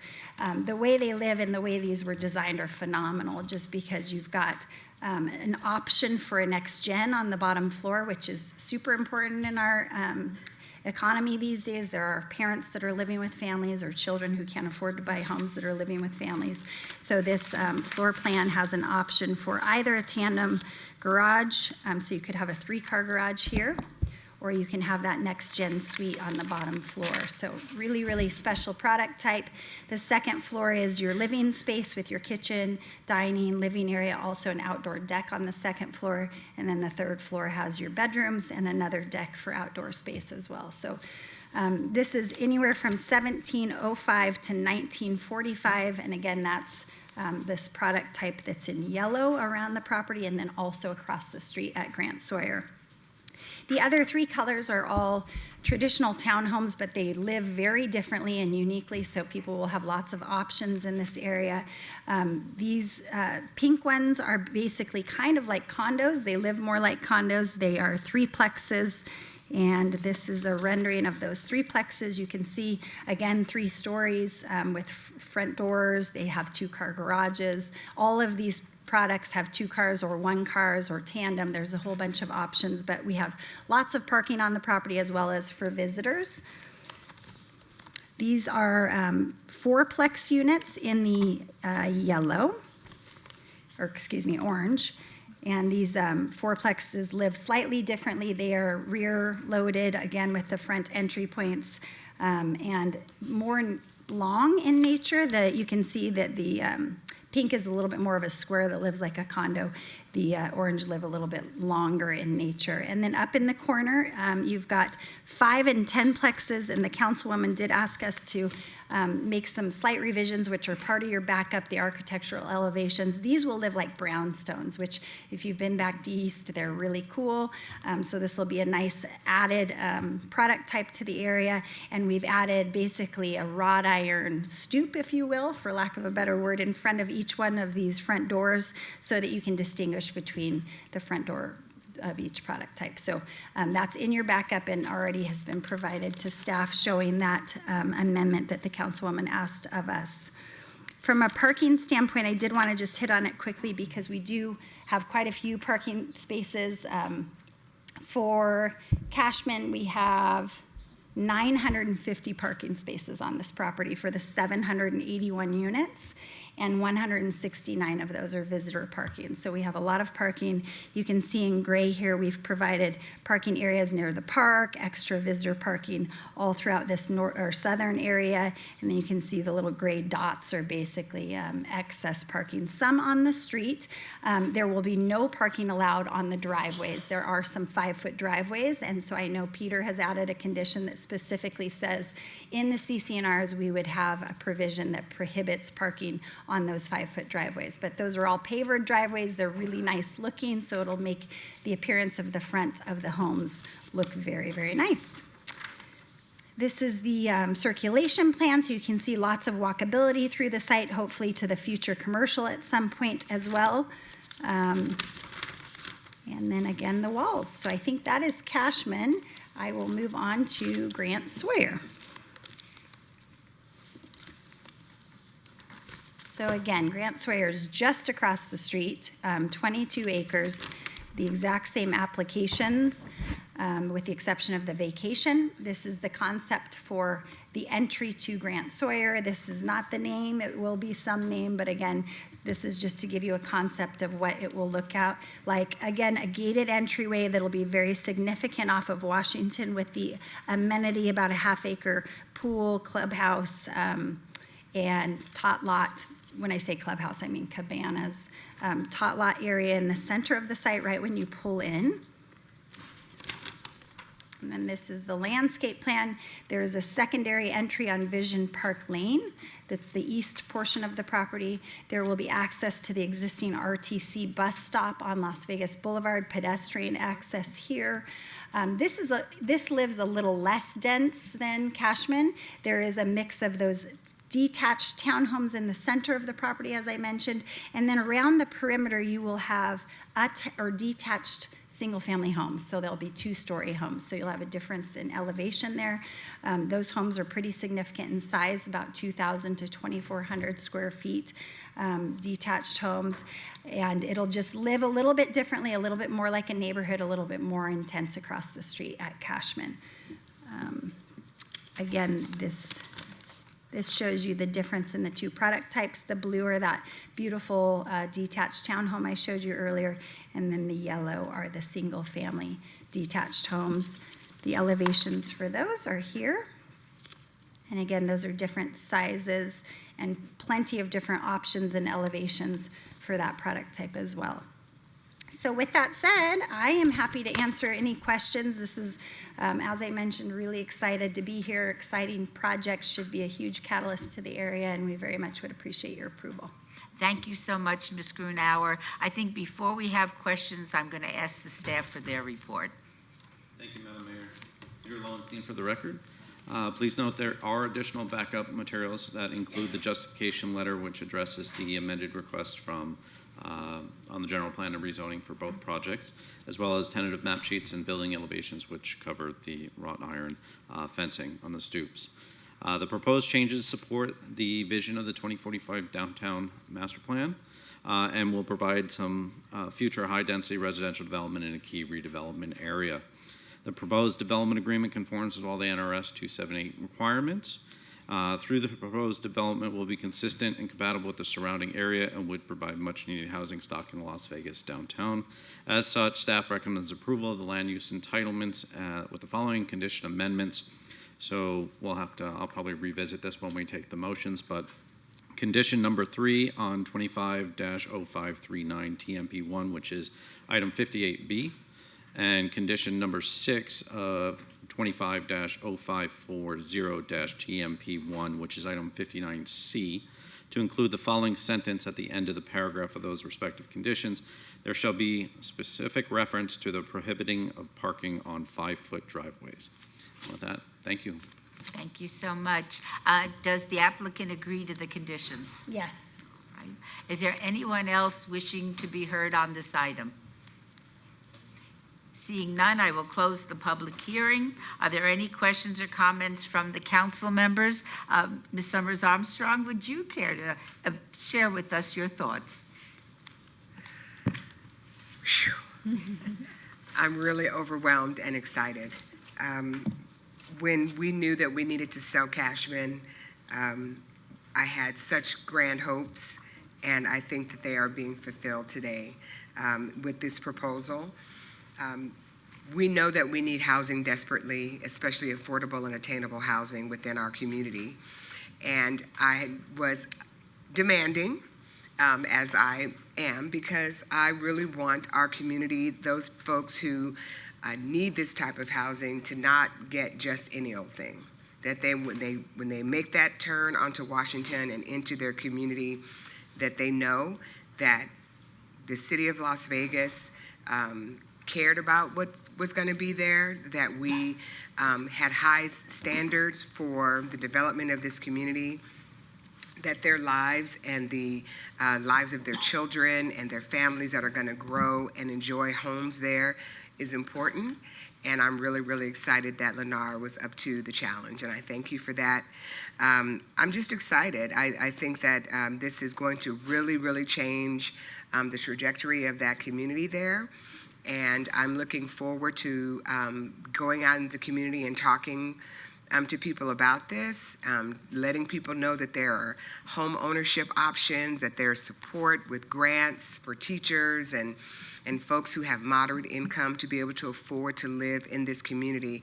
And we're going to do our best as a city to make sure that you are safe, that you are happy, that your nearby parks are nice and clean, and that this is just a great place to live. And it's happening in Ward 5, and I'm really excited about that.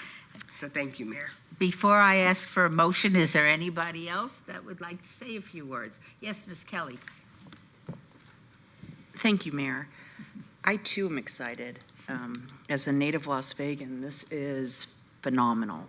I had a briefing with Stephanie yesterday, so I got to see this in advance and ask a lot of questions. Very excited. I know that they worked very closely with you, many iterations of, you put, from how it was explained to me, your heart and soul into the layout, which I know there's a much better word for a project than that, but they were talking about sight lines and just so many elements, and just the product is beautiful. I hope that this is phenomenally successful and a model for what we can be doing in the city to help with housing that everybody can access, because I think no matter where you live, it's a big deal. But in this particular area, boy, am I glad to see this happening, and it's terrific that this land and this property in this space has worked this way. So congratulations on getting to this step. Thank you. Thank you so much. Anybody else? Okay, Ms. Diaz? Thank you, Mayor. It's truly exciting to see the revitalization of these two sites. Obviously, we were all a little bummed when the state pulled out of Grant Sawyer and were worried about what was going to happen with under-activated spaces. And then Cashman, we've been chasing whales for a while, not being able to land anything. And I just think housing is an awesome opportunity for our community, access to first-time home ownership and living in an area of town that I think is so awesome because it's so centric. You can get to every part of Southern Nevada pretty quick from there. It's a hop on the freeway going one way or the other. And so I think there's a lot of value that this project is bringing in. It's really close to Ward 3. On the other side of Bruce, starts my ward. And so it is kind of a corridor. Washington is a corridor that is shared amongst wards. And I think I drive past this site many, many times a week. So I'm going to keep a close eye on it, Councilwoman Summers Armstrong, as it goes vertical. But super excited to see this come to fruition. And thank you. Thank you so much. I too want to lend my support to this project. I'm so excited about it. And for me, it's a little personal. My father was a waiter when I was growing up, and we never had a whole lot of money. But the first time that we purchased a home was when we moved to Las Vegas a few years after, and we'd always been apartment dwellers, and that was perfectly fine. But my parents wanted something else for us, and we bought a home near Valley High School because I went to Valley, and it was $33,000 to purchase. It was one of the old party homes, cinder block homes in that area off of Eastern, and it changed our family's self-image. We owned something. We belonged here. We were property owners and were part of this community. And it made all the difference in the world in my family's psyche that we were no longer dependent on others for lodging. We had a place of our own. And I know that that will be something that hundreds of families are going to experience in this area. And I am so excited for the future of this project, but more importantly, the future of the city of Las Vegas and the impact it's going to make. So congratulations, and thank you, Lennar, for being a visionary in this area. And now I would like to ask Ms. Summers Armstrong for a motion for items 53A and 53B. Did you want to speak? No. Oh, I'm so sorry, it's Mayor just- Pro Tem. It's just a request, and I mentioned this to Stephanie as well, Ms. Gronauer, is if it's at your discretion, like if there's a way the city and Lennar could partner as Cashman is coming down. There's a lot of us that have memories of Cashman, and maybe a way to kind of celebrate what Cashman meant to this community. And also, because of the accessibility of the site, it's also very close to Ward 1. I just want to point that out. Is there a ward that it's not close to? And Lennar would love to do that, by the way, so happy to. I just think that it's hilarious, the sibling, I won't say rivalry, but the push and pull. This is so important to all of us, Yeah. right? And so we're looking at this as the hope for the future for our city, and I'm really excited. And Mayor, if I may, go ahead. You may, please All right. make this motion. All right, so do I have to do them individually, legal counsel? No, you are, I'm sorry, voting, you are making a motion for 53A and 53B at this time. Through you, Madam Mayor, as amended. Thank you, Madam Mayor. I move to approve 53, 53A, and 53B as amended. Thank you so much. Please vote. Post.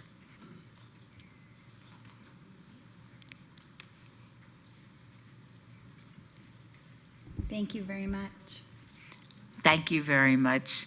Okay, are we, there we go. Motion passes. And Ms. Summers Armstrong for items 54A and 54B, Through you, Madam Mayor, as amended. as amended.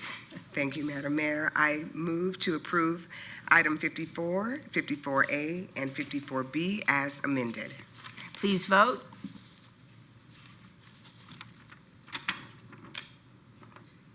Post.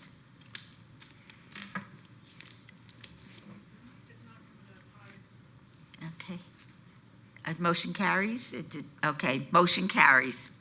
And for items 58A and 58B, Ms. Summers Armstrong, Thank you, Madam Mayor. I move Madam for Mayor. approval of 58. as amended. Wait, with the 58. amended condition on 58B, please. I move for approval of 58A and the amended Amended condition number 3 on item 58B. and the amended condition on 58B. Please vote. Post. Okay. Motion carries. And lastly, Ms. Summers Armstrong for items 59A through 59C as amended, as changed, as conditioned, and anything else that Peter says. On item 59C. Thank you, Madam Mayor. I move for approval of 59, 59A, B, and C as amended. Thank you so much. Please vote. Post. Excuse me. Motion carries. Thank you so much, Ms. Grunauer. Thank you very much, and happy birthday again. Oh, Madam thank Mayor. you so much. Thank I've you. been celebrating for 3 days now. I know, I love it. I'm exhausted. It's fun. We will now continue with the remainder of the agenda, starting with item 40. Agenda item 40, recommending committee bills eligible for adoption at this meeting. Councilman Knutson, would you like to have the bill read? Yes, Mayor. Bill number 2025-41, an ordinance to amend LVMC Section 6.4.155 and 6.69.10 to update the definitions of the business license categories Transportation Network Company and Reflexology respectively to align with state law and provide for other related matters. Move to approve. Please vote.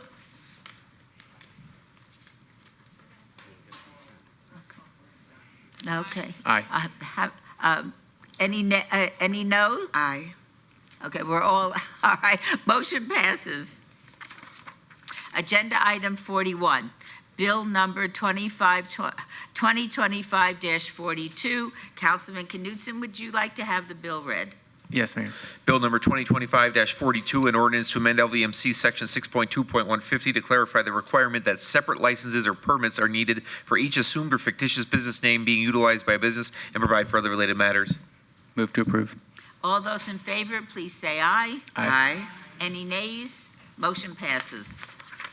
Agenda item 42, bill number 2026-1. Councilman Knutson, would you like to have the bill read? Yes, Mayor. Bill number 2026-1, an ordinance to adopt that certain document entitled Development Agreement for Monument Hills Master Plan Community, including the incorporated Monument Hills Development Standards and Design Guidelines, Monument Hills Parks Agreement, and other incorporated elements, and to provide further related matters. Move to approve. All those in favor, please say aye. Aye. Any opposed? Oh, we'll do it the old-fashioned way. How about that? Any opposed? Motion carries. Agenda item 43, new bills. Items 43 and 44, bills 2026-2 and 2026-3 will be heard at the recommending committee meeting on Monday, February 2nd, 2026. City Attorney, will you read the new bills? Yes, ma'am. Bill number 2026-2, an ordinance to adopt that certain document entitled Development Agreement for Property formerly known as Cashman, including the incorporated Cashman Site Development Standards and other incorporated elements, and to provide for other related matters. Bill number 2026-3, an ordinance to adopt that certain document entitled Development Agreement for Property formerly known as Grant Sawyer, including the incorporated Grant Sawyer Site Development Standards and other incorporated elements, and to provide for other related matters. Thank you so much. New bills 2026-2 and 2026-3 are assigned to the February 2nd, 2026 recommending committee members, Councilman Knutson and Councilwoman Diaz and Polensky. If any so designated are unable to attend, the clerk's office will coordinate finding substitutes as necessary at my direction. Thank you so much. Now we'll move to agenda item 45. Items 45 through 48B are on the consent agenda, are considered to be routine, and are recommended for approval by Department of Community Development. Mayor Pro Tem, may I have a motion to approve this consent agenda? Move to approve. Although, are we back on? Okay, all those in favor, please say aye. Aye. Opposed? Motion carries. Okay. Oh, I'm on 49. Yep. Items number 49 through 50B appear on the one motion, one vote agenda and may be considered in one motion, one vote, as they are routine items with no condition changes. If any person representing an application or a member of the public or member of the council not in agreement with the conditions and all standard conditions for the applications recommended by staff should request to have that item removed from this portion of the agenda. Item 49, 25-0497, applicant owner, Massandra, 6701 Delray Apartments, LLC, on the following land use entitlement project request on 9.42 acres at 6701 Delray Avenue and 1750 Santa Margarita Street, R-PD18 Plan Development, 19 units per acre, Zone Ward 1, Mr. Knutson. Item 49A, 25-0497-VAR1, to allow an existing multifamily residential development that does not conform to approved plot plans Z-0048-80 and Z-0078-88 for setbacks R-PD18 residential plan development, 18 units per acre zoned. 49B, 25-0497-VAR1, to allow an existing multifamily residential development that does not conform to an approved plot plan Z-004291 for setbacks R-PD19 residential plan development, 19 units per acre zone. Item 50, 25-0501, applicant owner, Board of Regents of the Nevada System of Higher Education, on the following land use entitlement project request on 18.59 acres at the northeast corner of Charleston Boulevard and Shadow Lane, T6-UG, T6 Urban General Zone Ward 1, Mr. Knutson. Item 50A, 25-0501, VAC1, petition to vacate a portion of the right-of-way, Wellness Way, 50B, 25-0501, TMP1, UNLV Shadow Campus for a proposed one-lot commercial subdivision. The Planning Commission and staff recommend approval of all items. These are public hearings that I now declare open. Is there anyone wishing to be heard on items 49 through 50B? Hearing and seeing none, I'll close the public hearing. Mayor Pro Tem, may I have a motion for the one motion, one vote items 49 through 50B? Yes, Mayor. One quick disclosure. On item 50, I do teach in a doctoral program at the School of Environmental and Public Affairs for UNLV. I do it once a year, and I co-teach. I don't think it impedes my judgment in any way, so I will be voting. And with that, I will move to approve items 49 and 50 on the one motion, one vote. Thank you so much. All those in favor? Aye. Aye. Any opposed? Motion carries. Agenda item 51. This item was held in abeyance to the February 18th, 2026 City Council meeting. Agenda item 52. Items 52 through 52C were withdrawn without prejudice. Items 53, this item was heard earlier in the meeting. Item 54, this item was also heard earlier in the meeting. Items 55. I beg your pardon?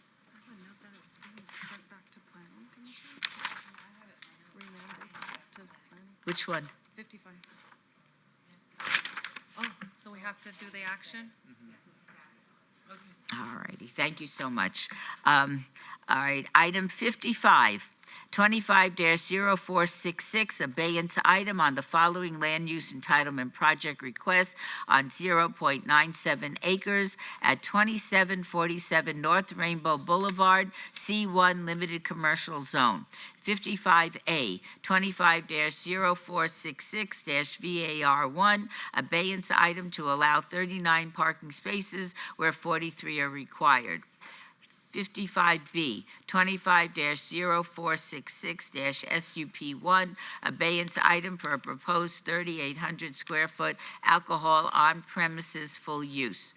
The applicant is Rhythm Roast and the owner is BJH Property LLC. The Planning Commission recommends approval on the entire land use entitlement project. Staff recommends denial on the entire land use entitlement projects. These are in Ward 1, Mr. Knutson. They are public hearings, which I now declare open. May I have a staff report, please?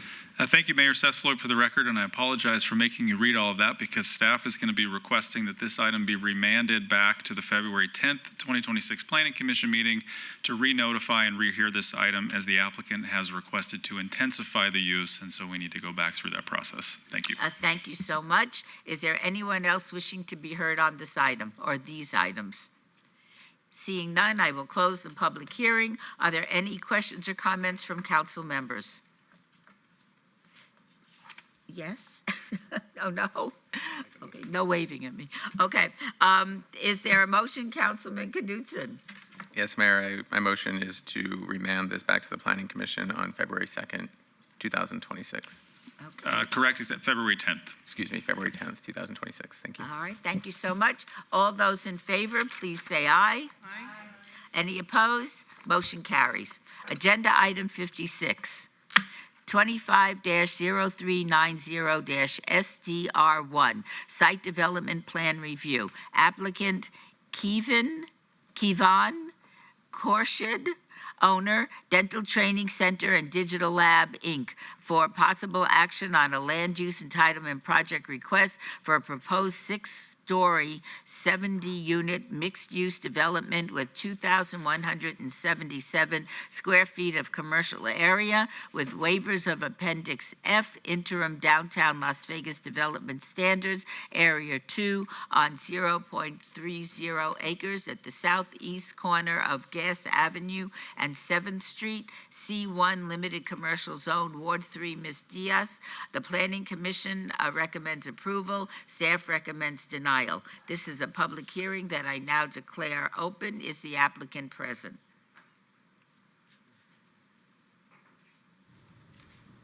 Welcome. Good morning. Good morning. Would you state your name? My name's Roberto Piedra, 2140 East Pebble Road, Suite 140. We are proposing a six-story multi-use development. The first floor is going to be retail with the residential office. The top 5 floors will be all residential units.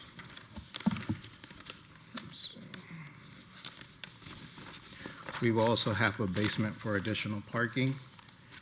We are requesting waivers on reduced parking. We feel that we are providing a live-work environment which is consistent with the downtown redevelopment area. And with that, I'll be happy to answer any questions. Thank you so much. Before that, may I have a staff report? Yes, Madam Mayor. The proposed six-story, 88-foot-tall development is out of scale with the surrounding area in the Founders District, which predominantly consists of 2- and 3-story developments, as demonstrated by the numerous waivers pertaining to required on-site parking spaces, landscape buffers, lot coverage, and building setbacks that do not conform to Title 19 development standards. Staff has determined the subject site as proposed will be overbuilt. Therefore, staff recommends denial of the requested site development plan review. Thank you. so much. Is there anyone else wishing to be heard on this item? Seeing none, I'm going to close the public hearing. Are there any questions or comments from council members? Ms. Diaz? Thank you, Madam Mayor. Mr. Piedra, I was hopeful or hoping that you all would come back post-Planning Commission to kind of see where we were with the development project. I know that I received some information about it back in October, but since then, we as a council have received multiple presentations and multiple information that make me rethink a little bit about how to best move this proposed project forward. So it's my hope that we can meet and discuss my pain points on some of the waivers that are being requested, and then come back in a month's time. I really think a month, giving ourselves a month to kind of go back and forth and see if you're amenable to some tweaks would be helpful. So my recommendation today is to hold the matter in abeyance until a month from now. Are you okay with that?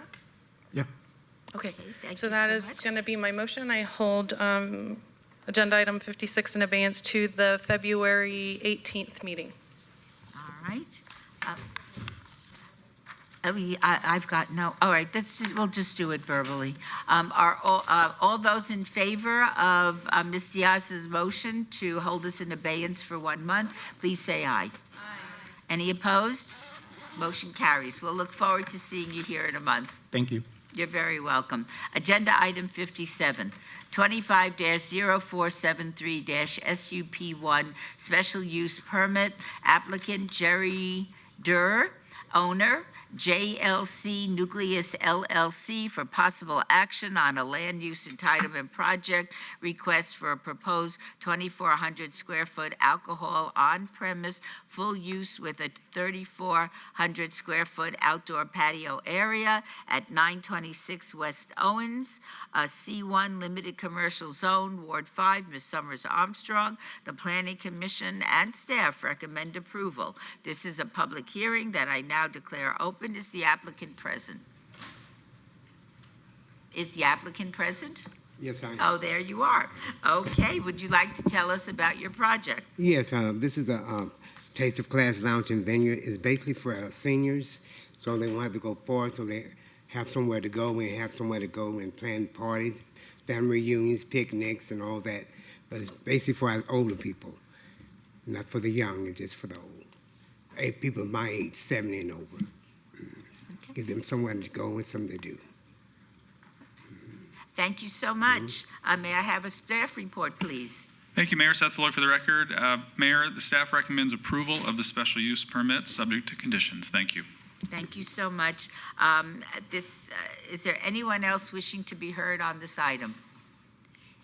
Seeing none, I'll close the public hearing. Does the applicant agree to all of the conditions? Yes, I do. All right. Are there any questions or comments from council members? Ms. Summers Armstrong. Thank you, Wait, ma'am. before I Yes. call on you, let me see, is there anybody else wishing to speak? In that case, Ms. Summers Armstrong, and at the end of your comments, will you make your motion? Thank you, Madam Mayor, and thank you so much, sir, for coming before us today. I am very concerned about the location of the proposed outdoor, the facility, which would be selling alcohol. My understanding is that I live in the community. Although this Planning Commission is approving this, has said it was all right, I'm concerned about the impact on the surrounding community to have an alcohol facility in this area. We have, we have some situations in the community, and I'm just not sure that this is a harmonious or compatible use in that area. But we're going to have securities, everything there. I understand. I also have received concerns from long-term businesses that are in the area that have concerns and that have seen other facilities that have been in that area that have caused issues because of selling alcohol And so I'm concerned about this. And you also did not come to talk to me about this so that we could sort of work through some of the issues. Well, nobody told me I had to come talk to you. Nobody tell me nothing. I'm new to this too. Nobody tell me anything. Nothing. If I didn't know that, I would have came and talked to you. Nobody told me anything. All right. So I am inclined to offer you an option, and that is to obey this for 60 days. And let's talk about this. And so, because I do have concerns about having an alcohol facility in this community. But they're going to have the bar right across the street, the Spanish bar right across the street. So what's the difference? Would you be willing to have an abeyance for 60 days? I'm still paying rent for the place for nothing. You know, I'm not making anything on it. Would you agree to an abeyance? Because my other option could be to deny it. So would you like to obey for 60 days? Yes. Okay. Madam Mayor, that would be my motion. Okay, and you will be coming after speaking with the councilwoman. Do we need 60 days? How about we do a 30-day so you can come to some arrangement and he can move on? Can I offer an amendment to your motion?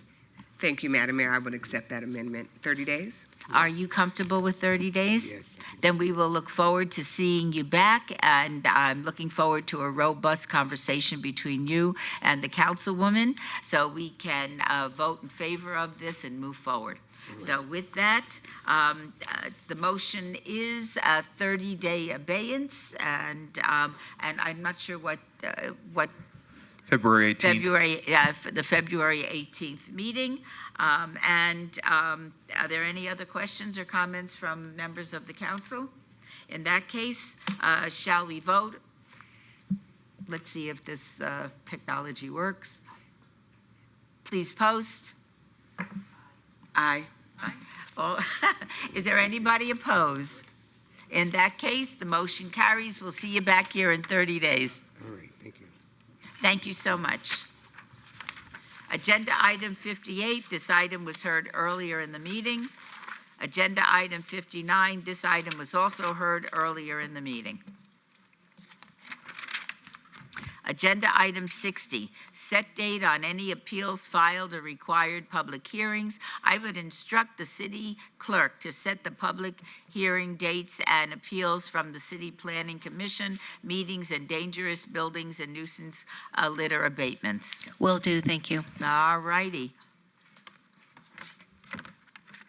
Citizen participation. Public comments during this portion of the agenda must be limited to matters within the jurisdiction of the City Council. No subject may be acted upon by the City Council unless that subject is on the agenda and scheduled for action. If you wish to be heard, please come to the podium, give your name for the record. The amount of discussion on any single subject as well as the amount of time any single speaker is allowed may be limited. This is your opportunity to address the council, but the council is not able to respond or engage in dialogue. Are there any members of the public who wish to speak under this portion of the agenda? Welcome, and please state your name for the record. This is public comment. Yes, indeed. Terrific. My name is Alan Snell.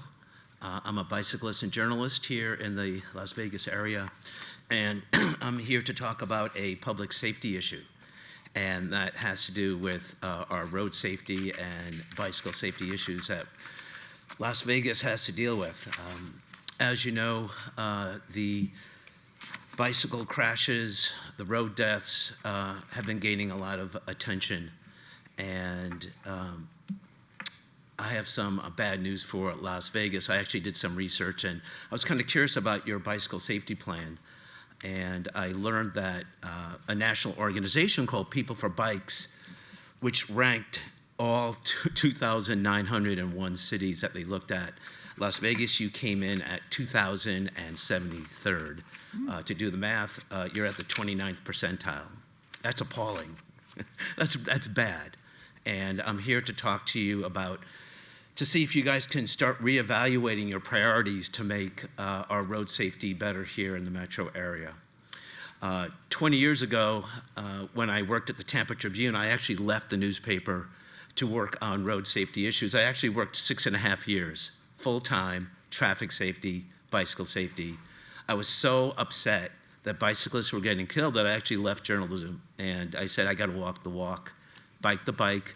I worked 6.5 years of my life, created a coalition of bike shops. We made safety on our roads a public policy issue, not just among the other ones, we made it a top public policy issue. I'm here to tell you 5 ways that you can do it. Number 1, you have to lower your speed limits. People go way too far, lower the speed limits. Number 2 is your engineering of the roads, the infrastructure. I just passed on a photograph to your staff about a utility pole blocking a sidewalk on Industrial right by the Chicago corner. I just couldn't believe it. There's just a utility pole just blocking the sidewalk. These kind of things have to change.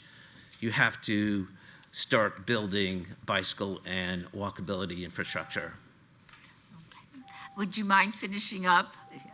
A third way is you're going to have to start enforcement. You know, one of the kids, there were 4 kids, 4 students killed going and leaving schools. It's an incredible number. And one of the girls who died was on a bicycle who veered around a parked car in a parking lot. Real cities would send their police to every school and ticket every last car parked in the bike lanes. I actually bicycled around your city just the other day. You have about 10 more seconds, so can you tell us the rest? You're already over time. Right. I would also, Steve Wolfson is working on punishments, and I would, again, plea with you guys to make road safety a top issue for 2026. Thank you so much. Agenda item 62, council emerging. Oh, okay. It's our Nimrod. Okay.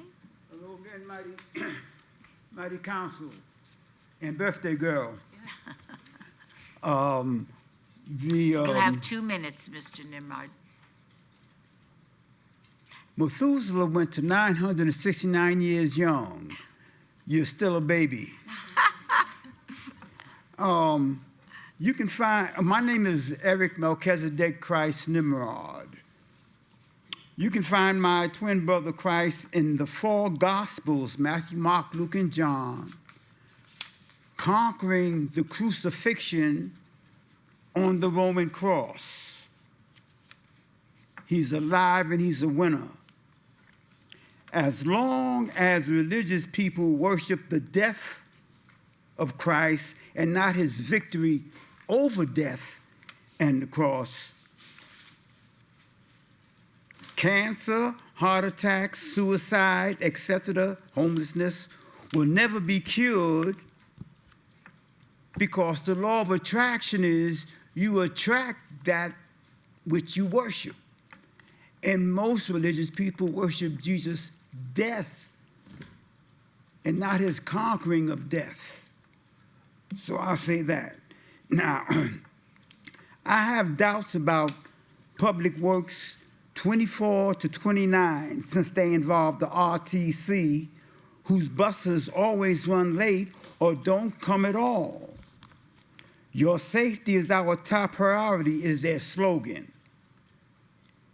Getting to your destination on time and safety should be their top priority, because RTC is running pathetically. Thank you. Thank you so much. Agenda item 62. Council emerging issues. Discussion regarding potential items for future city council agendas. This affects all wards. Any discussion must be limited to whether or not proposed items shall be placed on a future agenda, and no discussion regarding the substance of any proposed topic shall occur. No action shall be taken. Do any members of the council have any topics that they would like to bring forward under this item? Yes, Madam Mayor, if I may. Yes, you may. As we undertake the renegotiation of our franchise agreements with our local utility providers, I would like to propose that we consider including provisions that require regular coordination between the City of Las Vegas departments and staff and those utilities, so that we can assess the current condition and capacity of our utility resources in the redevelopment areas and in our older communities, and to collaboratively develop strategies to improve service delivery. That is especially important to me and others as redevelopment accelerates in these areas and where existing infrastructure and services are often insufficient to meet the current needs, let alone support future growth. Thank you so much. Is there any other member that wishes to speak under this agenda item? If not, before we go to agenda item 63, it has come to my attention that our Director of Communications, who does so much more than that, Dave Riggleman, this is his last meeting with us. He will be retiring after 26 years. He has done a yeoman's job. I was hoping to get a few more years from him, but I certainly understand his reasoning and his enthusiasm about retiring at this point. He started our TV station. He built a team that we currently have. I, for one, have loved working with you this past year. You have helped me in so many different occasions when I was getting my footing as a new mayor. And I would like to open it up to my council members to see if anybody would like to say anything. Yes, Francis. Thank you, Madam Mayor. Mr. Riggleman, probably having the largest land use application in the LDS Temple in July of 2024, your preparation and guidance with that was truly remarkable. There's no way that I could have withstood the pressure or even the 5,000 people that were here during that process. A lot of that credit goes to you. You were thoughtful. You are a great counselor. You are a great mediator. I'm not sure what you have planned, if you're going to do any consulting in the future, but I would say executive coaching and providing your wisdom and guidance is critical, or should be critical in that whatever you decide to do in the future, it's your superpower. You got a cape and you got a mask and you've protected the city, and I thank you for your service. Thank you so much. Ms. Summers Armstrong? Thank you, Madam Mayor. I would just like to say thank you, David. I can remember watching you on television before you came to the city. I thought you were a superstar, rock star then, and I know that you are one now as I have gotten to know you. Thank you for putting us in such a great space, for creating a team of people who are professional and dedicated and driven to put us in the absolute best light, to help us reach our community in ways that we never had before.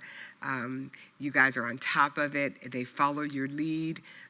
They reflect your principles for professionalism and grace and kindness to all of us. And I wish you the absolute best on this next leg of your journey. I know it's a little shaky. I've been there. I know how it feels, but I'm here to tell you there is life after the badge. So congratulations to you and Godspeed. Thank you. Mr. Knudsen? David, we're like a family.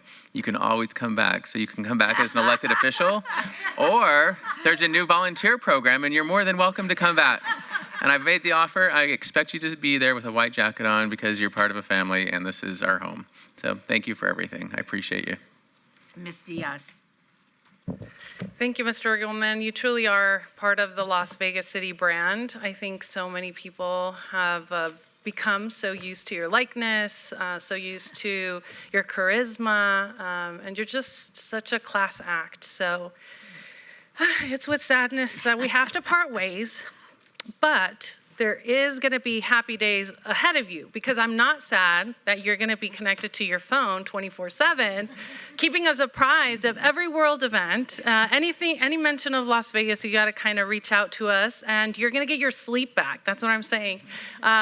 But I wish you the best, nothing but the best. You've been nothing but amazing while I've been here, and I wish you well as a new, soon-to-be grandpa too. And I know that you're going to have lots of fun being there for your family and your little one. Thank you so much. Ms. Bruni. Thank you, Mayor. Like the mayor, Mr. Riggleman, I'm sad that we don't have more time together. I really appreciated the way that you have sort of taken the new folks on or in and provided guidance and, you know, gentle hand leading us through different things and keeping us out of trouble. So I will miss your friendly, smiling, warm face. I think as my colleagues have shared, we know that you are part of the city team, and so I'm sure you'll be back for every state of the city and some of our big events, and I look forward to seeing you and your grandbaby then. Yes, Ms. Kelly. Thank you, Mayor. I am not sad for you. I am thrilled sad for for you. us. I am thrilled for you. You've spent a lifetime in your profession, and a good portion of it, half of it maybe, at the city. You have had to change through administration, sort of, and countless moments that demanded steady leadership and communication through all sorts of issues. And you're expected to do that at your best every day.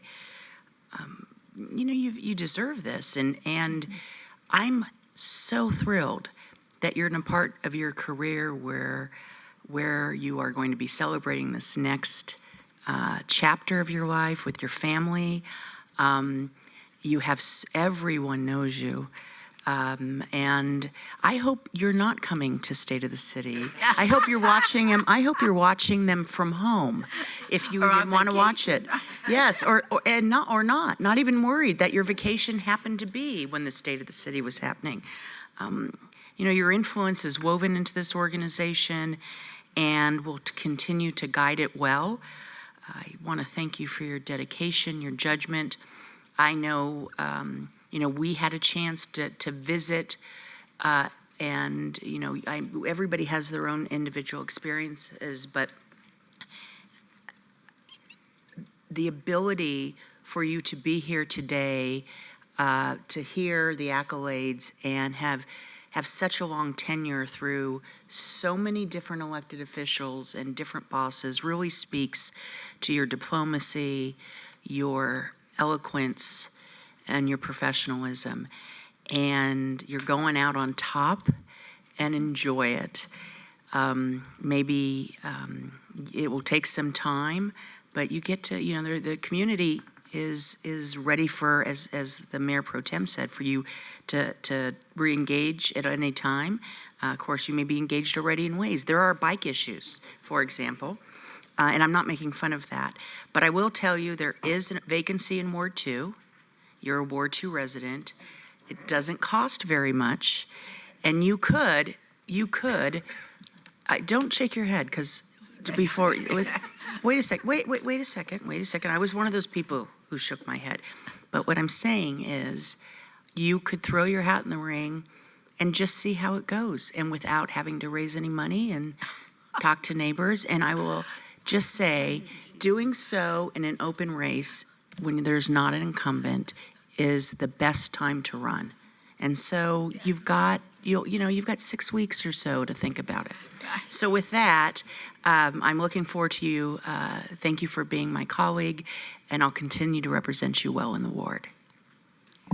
David, I guess she's going to be chairman of your election committee, but prior to that happening, would you say a few words? We'd love to hear from you. Mayor, Council, I'm overwhelmed and very honored to hear what you had to say today.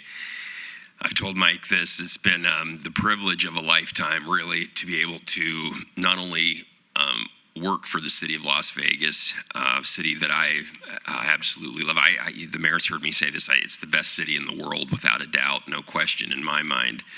But to get to work with this organization, with The 6 city managers I've worked under have all been great, every one of them. I've worked under 3 wonderful mayors. Mayor, you are carrying the torch. You're every bit as great as your predecessors. And 25 different council members. And I've just been fortunate that through all those years, the city's just had wonderful leadership. I look at all of you now, and we're in good hands. I'm a resident of the city. I'm going to be here for a while, obviously now, because there's some family additions coming. But I just know the city's in really good shape because of the people that are sitting up here and sitting over here, and then my team too. I couldn't have asked for a greater team of people to work with. We do everything as a team. We've had many miles together over the years, and they're always there for me. Couldn't have done it without any of them. I'm so proud of each and every one of them. So, Mayor, I'd just like to say thank you to all of you. Your words today mean so much. They're something I'll cherish for a very long time and will remember for a long time. I don't know if I'm ready to run for public office, Councilwoman, but I appreciate the kind words on that front too. So to all of you, I just an immense thank you, and God bless you all, and thank you for the opportunity to serve this great city and this great organization.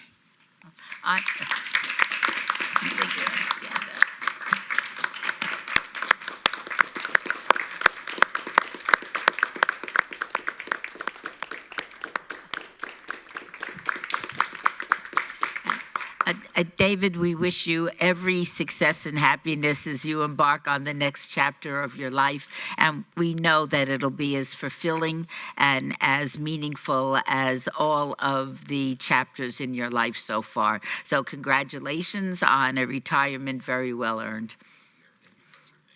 My pleasure. All right, agenda item 63.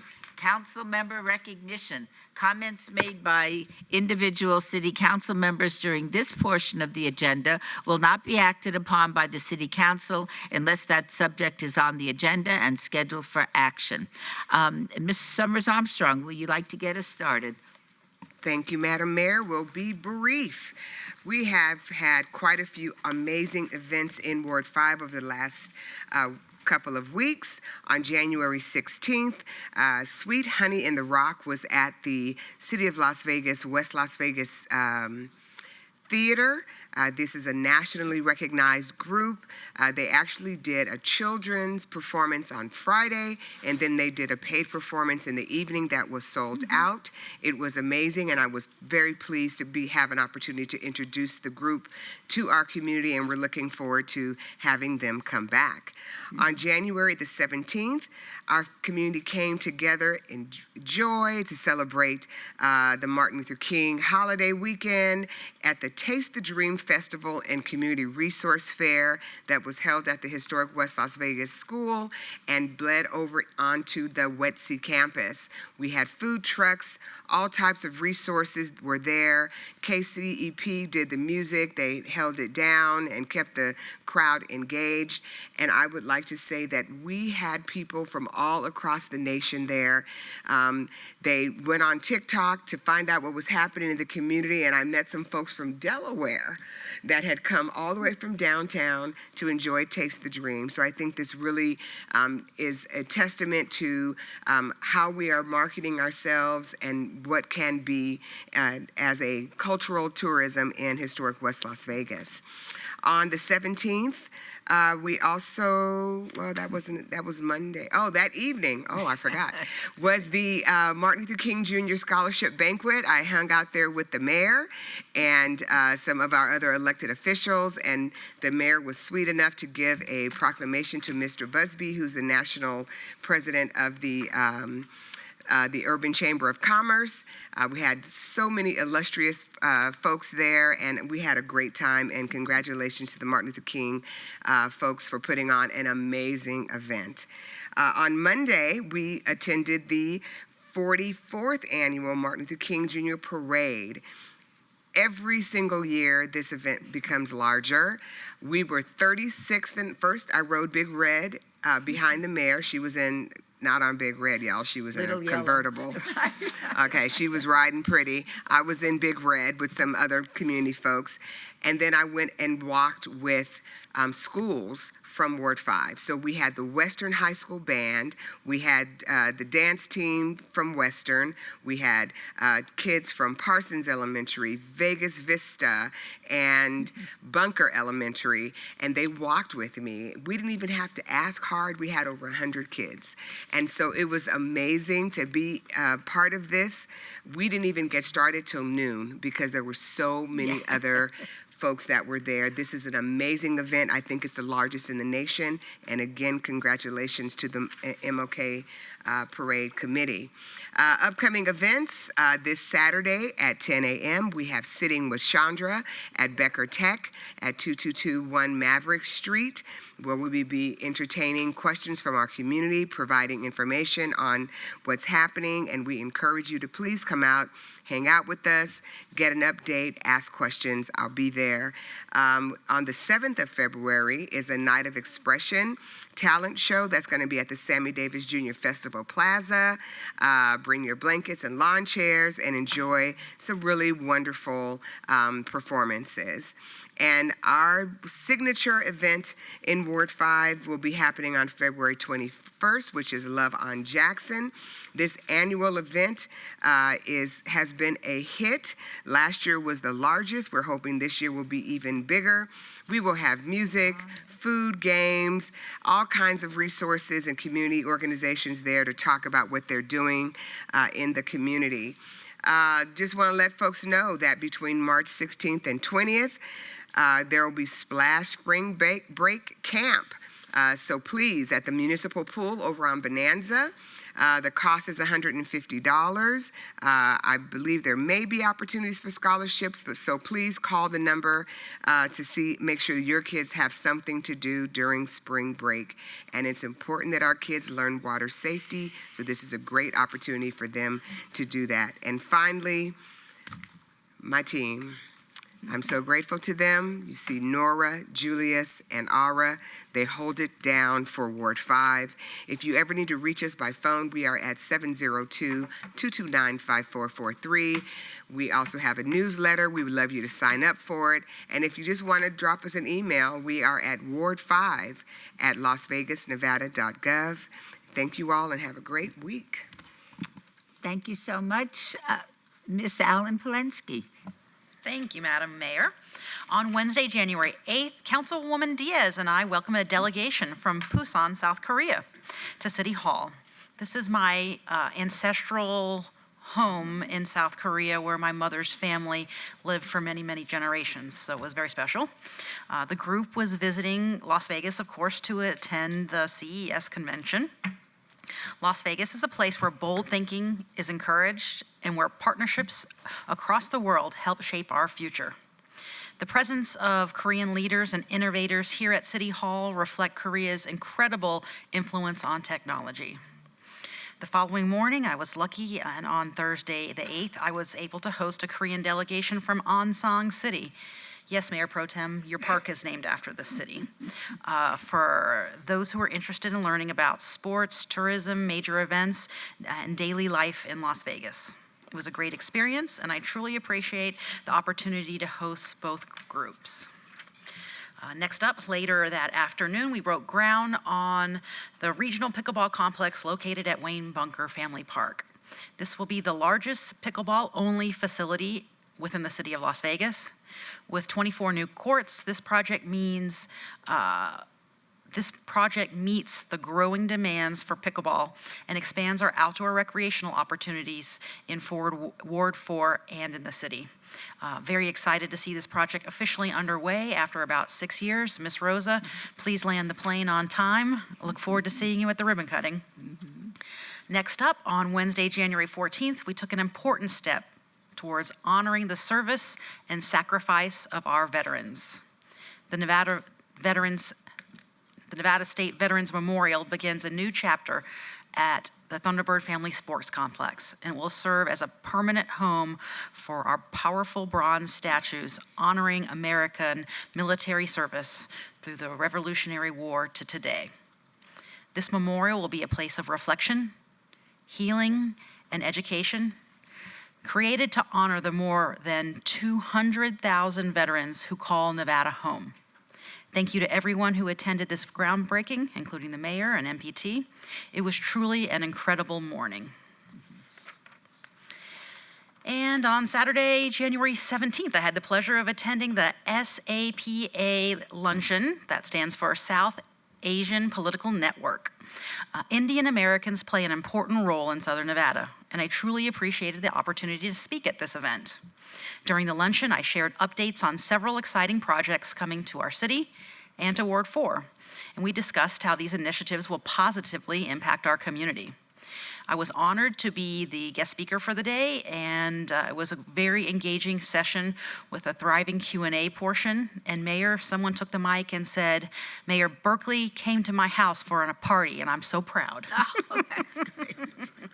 I attend many parties. I just need to be asked. Yes, ma'am. Next up, registration is open now for the Dazzle Prom. My favorite event of the year. The Dazzle Prom will be held Friday, February 13th from 5 p.m. to 7 p.m. This event will be a magical evening where individuals with different abilities can dance, celebrate, and make unforgettable memories. There are still spots available. Please RSVP by February 8th. And next up, there are 12 missing teens from our community. If you have any information that could help bring them home, please contact LVMPD Missing Person Detail at 702-828-3111. And lastly, you can stay up to date with community news, our Ward 4 updates, and upcoming events, all the happenings in Ward 4 by following me on Facebook, Instagram, and X. If you ever need any assistance, please don't hesitate to reach out to Ward 4 team directly. We're here to help you in any way we can. The old-fashioned way is best, 702-229-2524. Thank you, Madam Mayor. Thank you. And at the event that we did the groundbreaking for our Veterans Memorial Park, not the right name, but still, the gentleman that happens to be president of the Purple Heart Association, who I know is a very good friend and strong supporter of you, he reminded me that Las Vegas is a Purple Heart city, and I think that's something that we should be very proud of. Thank you so much. Mr. Knudsen. Thank you, Mayor. Today is National Personalized Learning Day. The day inspires educators to use innovative strategies and tools that make learning more engaging for every student who has different strengths, needs, and interests.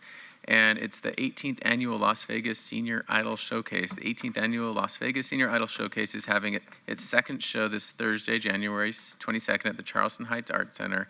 The variety show features talented performers ages 50 and better in vocals, dance, music, and comedy. Mr. Williman, this is your show? You're going to be there, right? Just to make sure. I will be the MC tomorrow. Looking forward. Yes. The performers range from age 55 to 90. Yes, and it's a packed house if you go. So. It's sold out. Yes. And we had so many people sign up this year to be participants that we had to do it in two different shows, one last week and one this week. Heavens. Yes, So- this is very popular, so you can't get a ticket. You'll just have to ask Mr. Wiggum about it. Exactly, or I'll sneak you in the back because I know you guys. So and it's in Ward 1, Councilman. It is as you in know. Ward 1 of the Yes. Charleston Heights Art Center. Thank you for being the MC. And that's all I have, Mayor. Thanks so much. Thank you so much, Ms. Diaz. Thank you, Madam Mayor. 2026 is off to a very strong pace.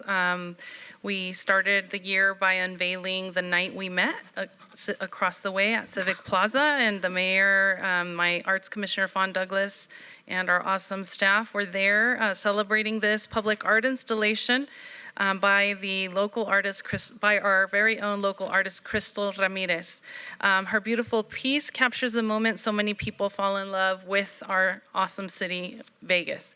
She was inspired by the classic Ronette song, Be My Baby. The piece pays homage to our city's iconic neon tradition and the original facade or breeze wall of Caesar's Palace designed by Jay Sarno. So if that kind of looked familiar, many moons ago, that existed on Caesar's Palace out in front.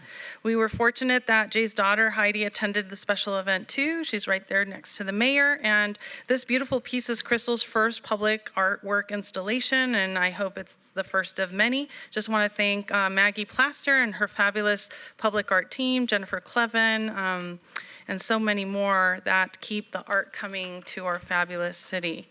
On Wednesday, January 14th, La Bonita opened its 8th supermarket. And one interesting fact is that when I was a college student, I got to do the ribbon cutting for their first supermarket on Stewart and Ogden. So this was kind of cool to go now and open their 8th. The Martinez family is such an integral part of our community for fresh produce. If you don't want to cook, they have a kitchen and everything's ready for you right there. So if you're a working mom, you can scoop up your dinner and not feel guilty about it. So if you haven't checked out La Bonita, I highly recommend the experience. This one located on Bonanza and Nellis is their biggest flagship store. So stop by and you won't be disappointed.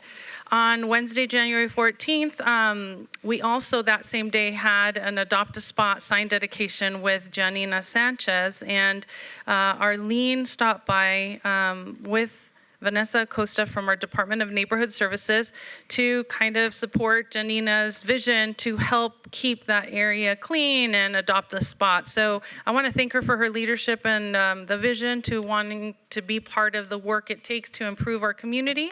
Janina is an amazing ambassador. She is Miss USOA, Mrs. Downtown Las Vegas 2025.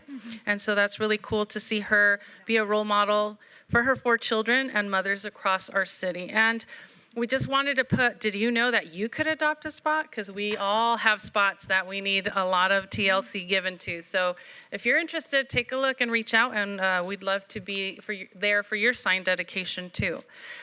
This past Saturday, I was a lucky person to witness the graduation of over 50 plus individuals who successfully completed an 18-month program through Shine a Light. It's called the iPath program graduation. And so all of these folks actually came out of homelessness to self-sufficiency. And I was there to witness the moment and just rejoice with everyone because they've been able to secure employment, obtain a bank account, obtain financial literacy, and be connected to so many support groups to keep them, to keep cheering them on this journey back to being the best versions of themselves. So congratulations to all the graduates, and especially Shine a Light for all the impactful work they do in our community.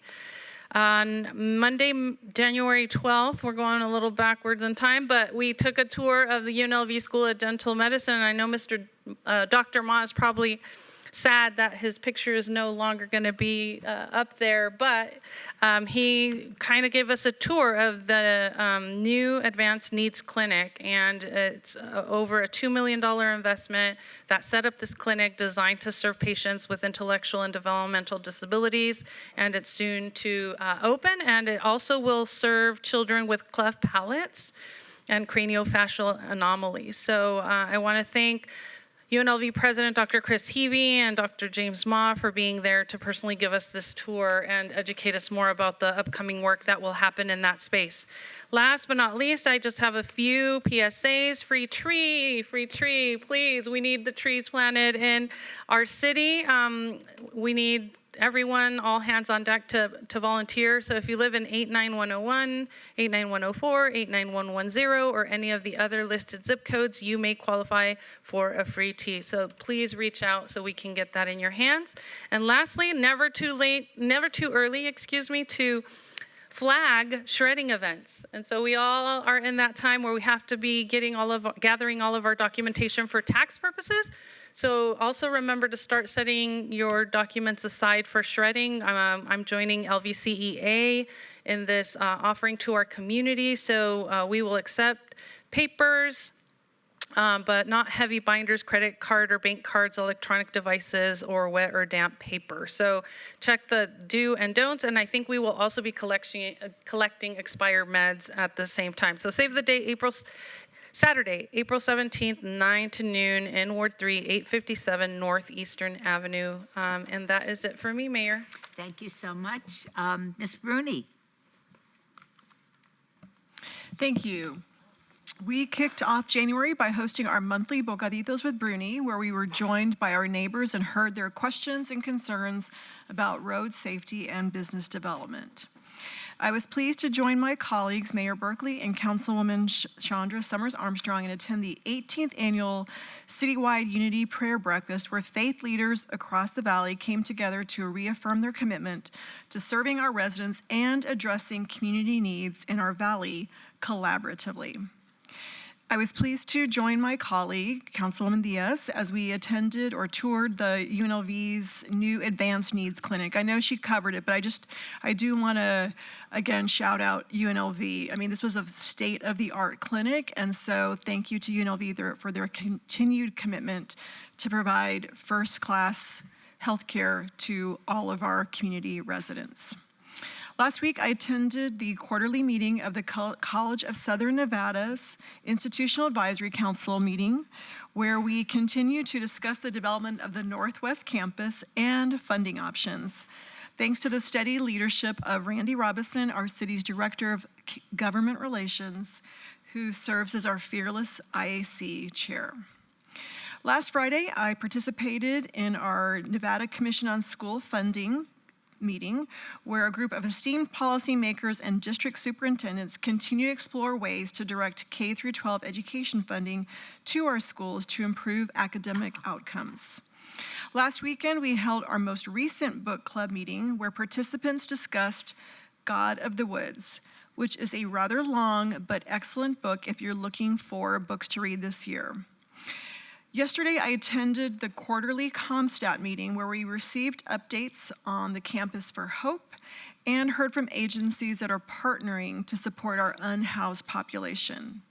Speaking of the unhoused, if you are an early riser or you're looking for ways to get engaged, Southern Nevada is conducting its annual point-in-time count next Thursday, January 29th. Volunteers will kick off the work at 4 a.m. We are desperately in need of volunteers still. And I can't underscore or underemphasize how important the point-in-time count is, because our federal funding is tied to that number. So please, if you have a few hours, come out and join us. I know I've signed up for the first time just to make sure that we are able to accurately count all of our unhoused. Speaking of additional future opportunities and events, next Thursday, January 29th, from 6 to 8 p.m., we'll be holding our next town hall and first one of the year, where we will be informing neighbors about the steps they need to take with the city before they start adding casitas or additions or RV garages. We'll also be hearing from the Southern Nevada Water Authority, who will provide an outlook on water as it relates to growth and development. On February the 11th, we'll be hosting our quarterly small business breakfast from 8:30 to 10 a.m. at the Centennial Hills Active Adult Center. We've got guest speakers and networking on the schedule, as well as a free, delicious breakfast. If you're a small business owner or an aspiring entrepreneur, please consider joining us. Please RSVP at our office so we can make sure we have enough food for everyone. Join us Thursday, February the 12th from 9 to 11 for our monthly Bocaditos with Bruni at our satellite office at the Centennial Hills Y. Stop by to meet your neighbors and share your concerns. And finally, my colleague covered this one, but please, if you are in need of a little joy, please consider attending and joining as a buddy. We're looking for buddies to support our young dancers who attend. As always, we want to hear from you. Please call us at 702-229-5463 or email us at ward6@lasvegasnevada.gov. Thank you. Thank you so much. Ms. Kelly.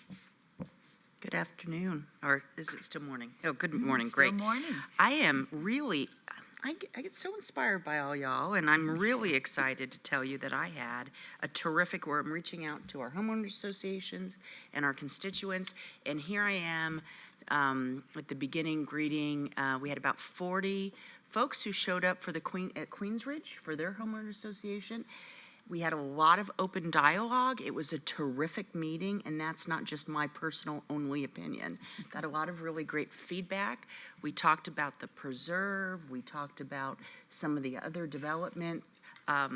And we're working with the Queensridge Homeowners Association during the development of the preserve to make sure that the Homeowners Association is communicating with its residents on construction timing or what have you. We talked about how sound travels so easily in our desert, and when they're going to start grading in May. And that's going to be the beginning of the construction disruption. And what we all want is both sides, everybody wants to be done as quickly as possible. And explained what the city's role is at this point. Had a meeting with Lennar beforehand. So I'm very excited about the what I hope is to be a partnership moving forward, and ability for the city to make sure that development is as beautiful and terrific as it was agreed to be. So I also am meeting with the Piccoli Ranch Homeowners Association this evening, and those will continue on. I like to support other wards as well, and so I too was at the night we met, when it'll be the next slide, which was terrific. That unveiling I really enjoyed. Hearing from the artist, it was so wonderful that it was a local artist. This was my first event that I've attended with Public Art, and yet another thing that makes me so proud to work here. And to hear her inspiration, and I love this piece of art. It feels good, it looks good, and boy, is it, I think the term is Insta-worthy. I'm not really quite sure. Because I have to ask, where I am on that, how unworthy I am. But I hope that our visitors and our constituents take some time to go look at that piece of art that's here at Civic Center. I also wanted to share that I had the chance, as many of us did, to be help celebrate the Las Vegas Metropolitan Police Department, Tacos and Takeoff, and learn more about their drone program. Got to visit there with Captain Fennis, who's the captain of the Summerlin Area Command. Captain Fennis, once a month, comes to the Breakfast Buzz to answer questions from the constituents and attendees, and I'm so appreciative of that, because that's really an extra thing that he does. But it is so Nevada. It is so Las Vegas. We are so accessible, and I continue to be impressed by all of your efforts to do so, and all of our staff efforts.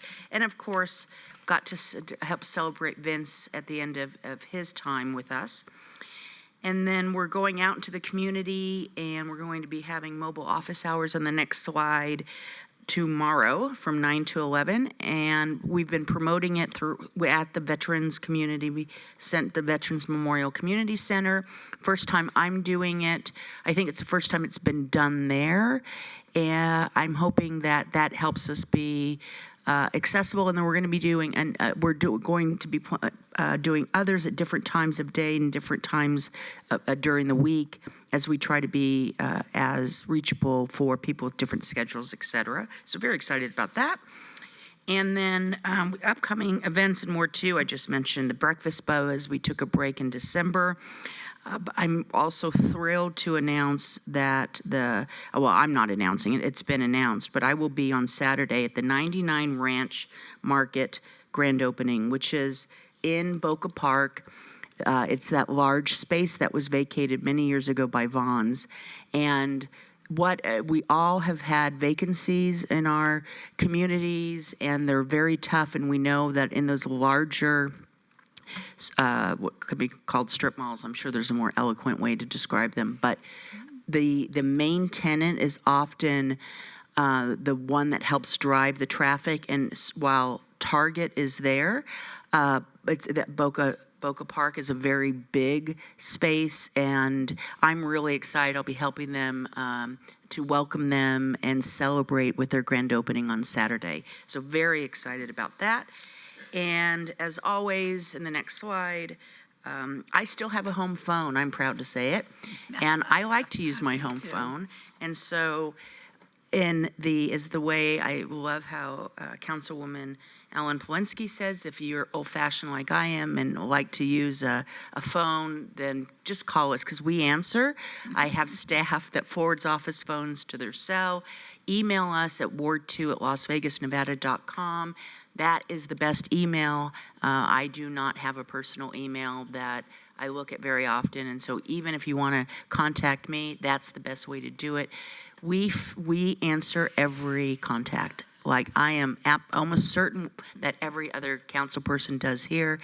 It gives me such pleasure to continue to be here. And while I know that I may be done in June, I hope that there are 30 people, David Riggleman, who throw their name in, and which may keep me here till November, which would thrill me. So thank you very much. Thank you so much, Councilwoman. This city council meeting is now adjourned.